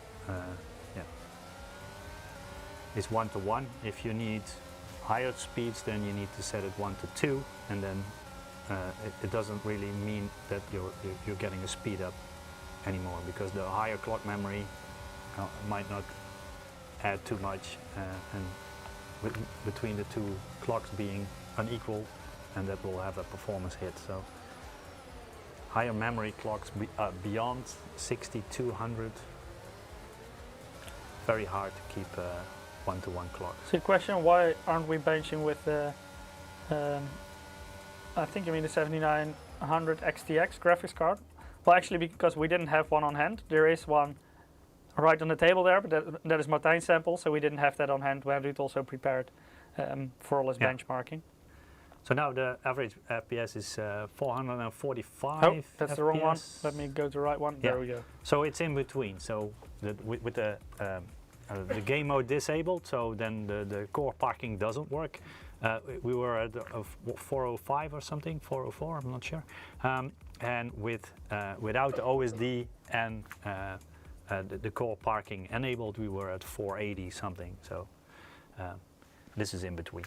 But the OSD is good to show that the core parking part is actually working. So with game bar enabled, game mode enabled, the driver installed, the right BIOS, then it actually works.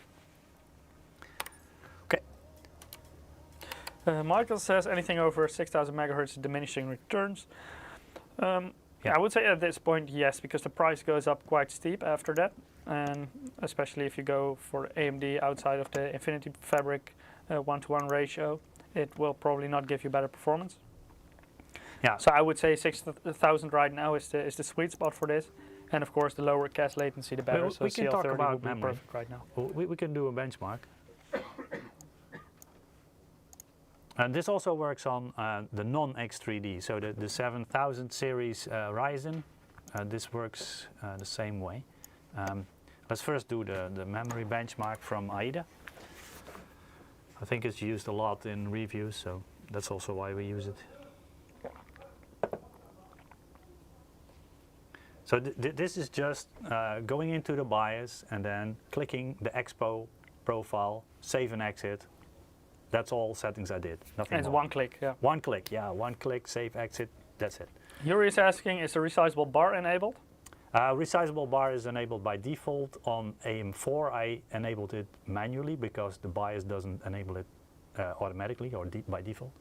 So I've tested everything, so the results you will be seeing, all rebar is enabled. So yeah. Other test settings are I've disabled memory integrity in Windows 11, and yeah, there's also no VMP. That's a requirement for new OEM systems as well. But I did some testing to show to find out if that memory integrity stuff has any impact on this system. It didn't, so the performance was almost equal. So memory integrity didn't have an impact on this platform. Didn't test Intel yet, but we'll do in a few days. Michael is saying in YouTube chat, do the P-cores only work with the games and other with other tasks? Well, it doesn't really work like Intel with P-cores and E-cores. No. It's more like one CCD with 3D V-cache, and the other one is a regular CCD like we also know from the X models, so the non-X3D models. And if you follow all the steps correctly, then it will automatically detect if you, for example, launch a game, and then it will utilize the 3D V-cache CCD for that, so then it will run on those cores.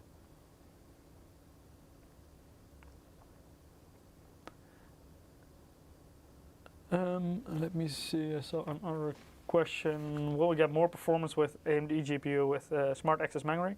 Well, that's basically the same thing as the resizable bar that is currently also enabled. Yeah, the all new sockets or all chipsets or all BIOSes nowadays enable resizable bar by default, and indeed the AMD graphics cards used to have more benefit than the NVIDIA ones, but I haven't really compared resizable bar with the 4000 series on and off, so all testing was done on new platforms, so resizable bar was always on in my testing.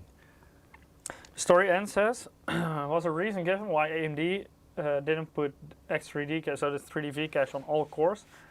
Well, the thing is, this is a 16-core processor, and games cannot really utilize 16 cores. So it doesn't really make any difference if you put 3D V-cache on all of them. And also, it will hurt you a bit in the multi-threaded performance because the other CCD is clocked a little bit higher.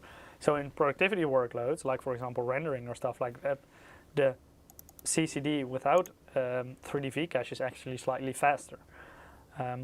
So by having it on only one CCD and not on the other, it kind of gives you a best of both worlds situation.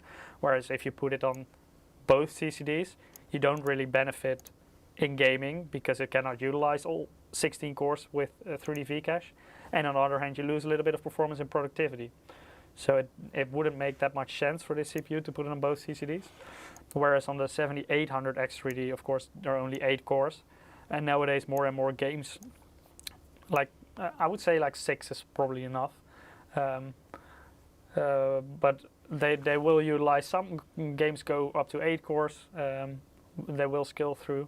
And then, of course, it makes sense if all of them have 3D V-cache. So that's also, for example, why on the Ryzen 7 there is only one CCD. So you don't have, for example, 4 so that one is a fully 3D V-cache CPU. And this one is kind of more of a best of both worlds scenario for both gaming and productivity. So if you want to have a system that does both. If you do specifically productivity, then this CPU doesn't make sense. It's probably smarter for you to get the regular 7950X because of the slightly higher clock speed on the primary CCD and not only on the secondary. So later on, if we see the comparison, also in, for example, Cinebench, you will see that the regular 7950X is slightly faster in those rendering workloads than a 7950X3D, but in gaming, of course, the X3D version is usually faster. Okay, so I ran the memory benchmark, and especially the memory, so the top row is interesting for us here. Also opened CPU Z, so you can see it's a Kingston kit with SK Hynix DRAM chips on it. That's important to know because the high efficiency BIOS setting will only work with Hynix at the moment. So so if you have a kit that uses Samsung or Micron, it will not work. And I'm not sure if every Hynix will work, but they say so far it shouldn't really matter. And if Buildzoid is right, then yeah, he probably said if you use those settings, any Hynix kit will work. Basically, what it does is it just copies the primary timings from the XMP or the Expo profile. In this case, it's the same. So that's the part you will see here, and it only changes this part and some of this part here. Don't ask me what those abbreviations really mean, because I have no clue. I just punch them in the BIOS, or in this case, I'll just use a preset, and then it will score higher. And that's what we want, right? So let's go to the BIOS. I need to do the trick again with the unplugging of the display ports, so it will go to... Dutch guy says that's why I'm going to get the 7800X3D pure gaming. Yeah, if it's a system purely for gaming, then I would do the same thing, because you will not benefit from all the extra cores that a Ryzen 9 will offer you over Ryzen 7.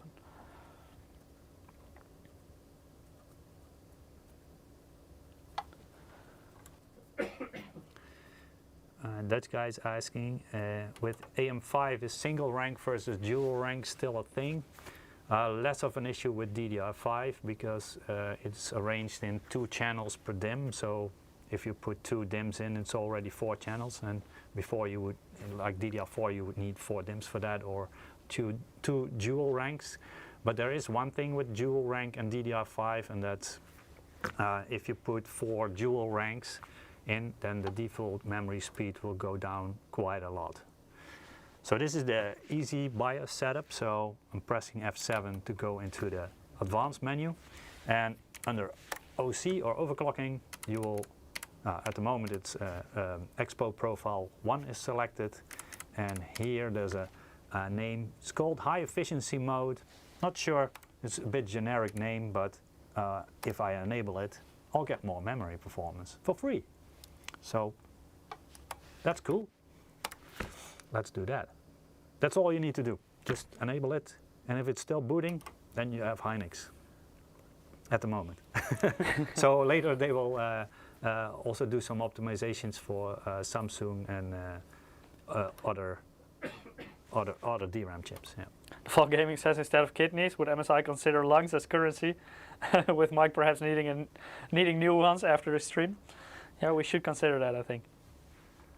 My lungs could currently definitely use a replacement, as it feels. Rio's asking, who got the win for the motherboard? We'll give that one away at the very end of the stream. So unknown at this point yet.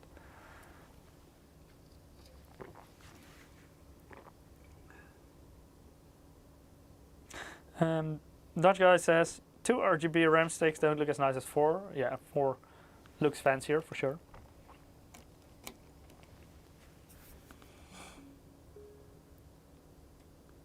I just plugged in the display port, that's why it's flashing a little bit. Okay, so let's do the AIDA and see what kind of improvement we get.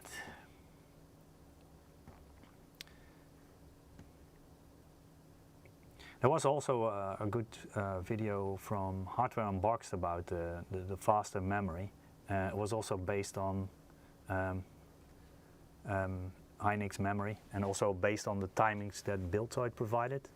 And you could definitely see differences in the gaming performance only by setting secondary and tertiary timings differently. Okay. Let's run the benchmark, as it takes some time. Okay, here we go. I made a screenshot so we can compare. Mr. Mestrak says, and the winner is someone who needs to buy a new CPU and Hynix memory.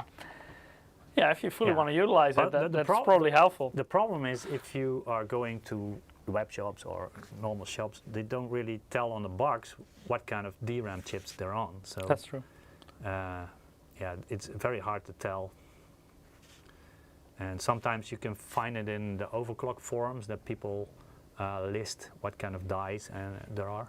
But it also happened in the past that certain SKUs, for example, launch with a certain sure, memory die, and over time, for example, they're not made anymore and they switch over to another one, and the name of the product is still the same, so it can also be a little bit tricky sometimes. Yeah. And different memory vendors have different ways of showing it in the label, or sometimes not at all. Yeah. But the performance, especially in a memory benchmark, is quite a lot. So it's yeah.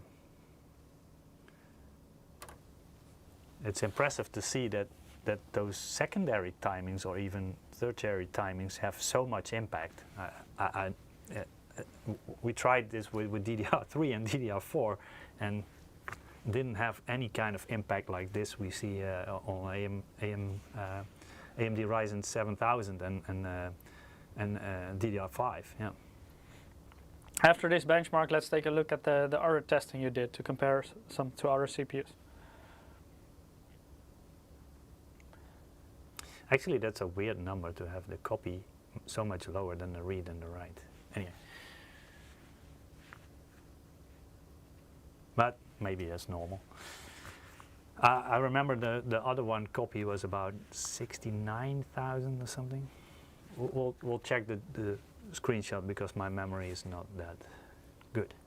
Maybe put some Hynix memory in, and so need an operation. Snaps is saying on Twitch chat, for the longest time Samsung Beta was the very best you could get. I remember paying way too much for a 4000 kit. Yeah, that was on DDR4. Yeah. But those had the best timings indeed, yeah. So let's see what has changed as well. So yeah, Dutch guy, I'm definitely going to get some cough syrup after this live stream. Yeah, okay. So the memory hasn't changed, so I don't need to open CPU-Z again. So also the primary timings haven't changed at all. So those are still the same. Let's show screenshots. Where are we? On the bottom? Yeah, okay. So this is the old data. So the data of just running Expo profile. And then we get about, I normally look at the copy result. The copy result is about 67,800. And the latency is 69.5 nanoseconds. And that has improved to 76,654 megabytes per second and 62.7. So latency, the lower the number, the better. And also we can maybe see a side-by-side of what has changed in the timings. It's gonna be a bit complicated or messy, I would say. Okay, can I just go and do this, resize a little bit, and open the other one. No, it's the same one.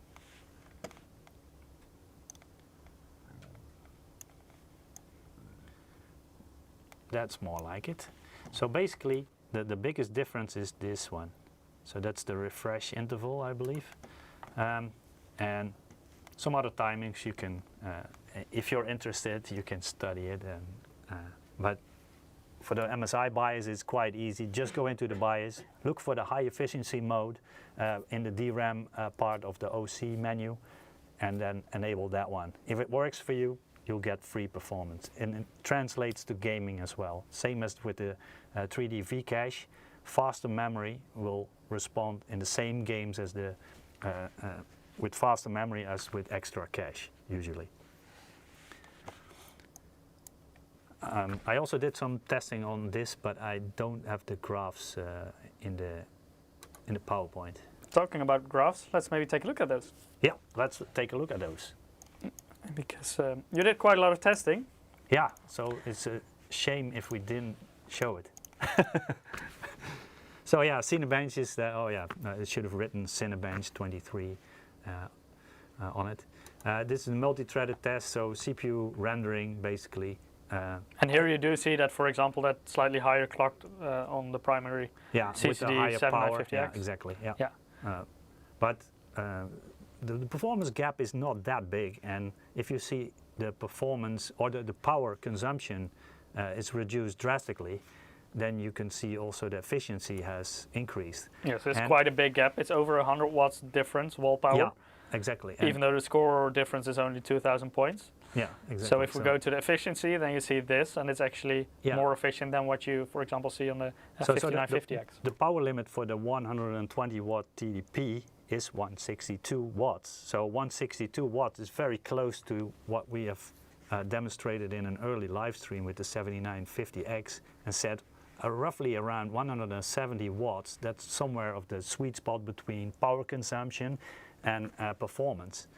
And I still stand by it today. That's really the efficiency part. So with going higher with the power limit of the 7950X, it doesn't give you that much more performance and still consumes a lot more power.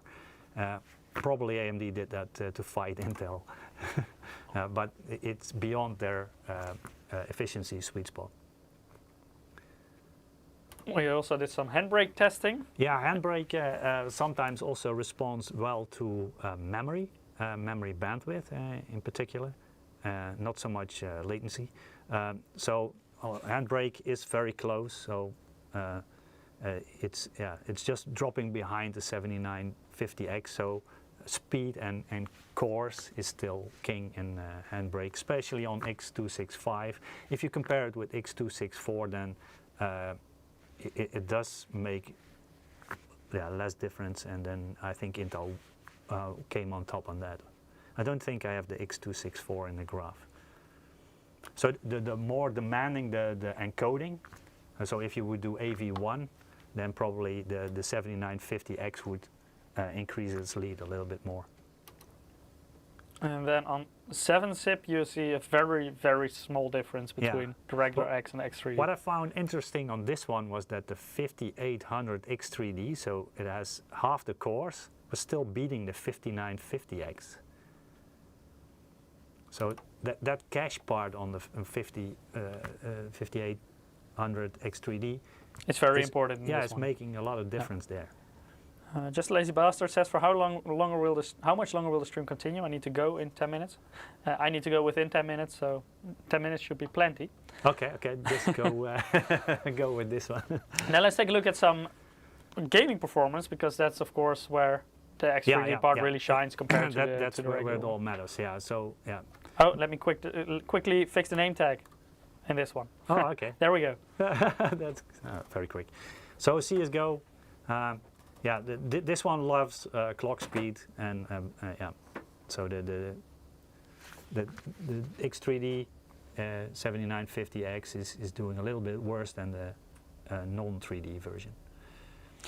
Yeah, and this is really a difference from game to game. So some games go really well with a lower latency. Yeah. CSGO definitely one that goes with clock speeds. I used the same order of the game, so I didn't put the nice ones in first and then later the less impressive ones. No, I just went with the same order that I always did.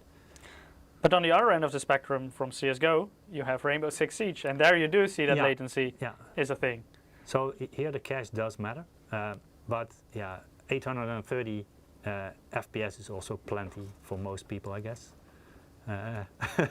So 880 is nicer, so And also the 1% lows are, this is the lowest FPS. It's also quite a bit higher than what you see for the regular X. I didn't run any frame time logger, so I just used the lowest FPS because that's in the report of Rainbow Six Siege benchmark. So that's what I used here, and it seems to be consistent. So why not use it? Well, there is some variation in Rainbow Six Siege from run to run, but usually it's not. The variation is not that big. Another game that performed really well with the X3D was Shadow of the Tomb Raider. Yeah. And here you also see that actually the second CPU is our 3D V-cache model. Yeah, exactly. Even though it's from the previous generation, it still quite comfortably outperforms the 7950X. Yeah. So there you really see what 3D V-cache can do in certain titles. Yeah, I was first going to show this one as the for the live stream, but on the other hand, Shadow of the Tomb Raider is quite of an older title, so yeah. But for benchmarking, still a good one, yeah. Then Watch Dogs Legion, same story basically. Again, you see the X3D SKUs on top, so both the 7950 X3D I did and the have previous some generation. inconsistency, because if I run it now on this bench, on this platform at the moment, it's probably achieving around 176 FPS, and I did see that before, but I have no clue why it's sometimes doing 176 and 195. So, but I had more than 5 runs higher than 195 with different settings as well. So yeah, that's quite strange. But we're the other still result running was at the still high efficiency. I topping can the chart. run the benchmark with the high efficiency. Maybe that's doing enough. Could do it anyway. Then we have Far Cry, and here it's still Intel, so this is probably a bit more sensitive to, well. No, this no, was it's always an Intel title. I've seen it also with the 3090 I first thought maybe Ti. it's clock speed sensitive, but still the X3D and the 5800X comfortably outperform the non-X3D AMD CPUs here. This is not the best title for AMD, but the X3D makes a big jump in performance, so it's catching up the Intel, so it's closing the gap. Yeah. Yeah, it's really close now between them. Yeah. This is of course what we just tested, F1 2022. So I had 478, so in the live stream we had 486, so a little bit higher, but yeah, close. By the way, these are the 1% lows in the darker red, so not the lowest FPS shown in the screenshot. Yeah. And here you also see quite a big difference when you have like the 5000 series without without the 3D V cache. You see a big gap compared to especially this new generation X3D CPUs. Also, the 1% lows are very good in the X3D. Yeah. The Metro Exodus, and this is a bit of a different story because this is probably a GPU bottleneck, right? Because they're all so close. Now we use Metro Exodus a lot for graphics cards benchmarking, also because it can put a lot of load on the GPU, so also for power draw and stuff. And this works really well. It's easy to script and also to loop, so that's why we use it a lot. But it doesn't really respond to the CPU that much, at least not in terms of the average FPS. You do see, however, big difference in the 1% lows. Yeah, the 1% lows do seem to matter, but also the AMD ones with the X3D and the 5800 X3D and up seem to have all the same 1% lows. So yeah, not much variation there. But compared to the 3900K, it's quite a gap in the 1% lows. Even though the average is really close. And then a title that also makes quite a big difference, Cyberpunk. Cyberpunk, if you do it in the medium settings, it does show CPU performance quite well. I read some reviews that if you turn on ray tracing, it puts load on the CPU, which it does, so the power consumption of the CPU goes up, but it doesn't translate into performance differences with the X3D and the non-X3D, so only the medium settings seem to show a big difference. So if you go up to Ultra or Ultra with ray tracing without DLSS, the only problem with Cyberpunk is that you have so many settings that it's hard to compare between reviewers and yourself, for example. Here you also see that Intel was quite comfortably ahead in this title, but now with the X3D you see the average it even overtakes the 3900K, and also the 1% low is almost there. It's super close between them now. Whereas on the regular export it's quite a bit lower. So also Cyberpunk quite a big increase in performance comparing the regular 7950X compared to the X3D model. Yeah, so I did test Metro, Cyberpunk and F122 also on higher than medium settings, and the higher the graphics settings are, the less differences you'll see between the games. So for the graphs I just selected the medium ones because the differences were bigger, and the higher you go with the settings, the differences are still there and still in the same order, but the differences are just smaller. That's it. Yeah. Oh, we had a new record. A new record? 205 Oh, FPS. let's quickly have a look. That's the first time I see this high, but that's because of the high efficiency memory timings. Memory, yeah. If I run it again, but then without high efficiency, it can be 195, it can also be 175. So it's a bit of a mixed bag with Watch Dogs. Maybe that's an interesting topic to find out more about, also the memory timings, and to see what kind of extra performance we can get out of it. Yeah, and maybe it's Watch Dogs.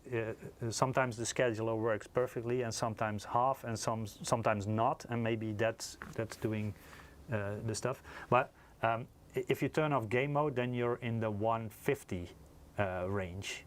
So then you'll lose another 20 FPS. Yeah. So it's not only that. So there's more to it than just the scheduler working or not, or maybe working half or only part of the benchmark. That's possible. Ruud, thank you so much for all your testing and input and comparison tables. I think there are a lot of useful results for everyone in chat. I hope you also liked it. Yeah, it's always fun. Unfortunately, we have to close it off for today, but before we do that, I'm actually going to pick our big winner of the MAG X670E Tomahawk Wi-Fi motherboard. And next week, we will actually play the new Company of Heroes 3 on our favorite RTS monitors. So I think Rolf will do that, as it's a monitor live stream. And if you're interested in Company of Heroes, also make sure to check that out. And then let's take a look at our winner for the motherboard.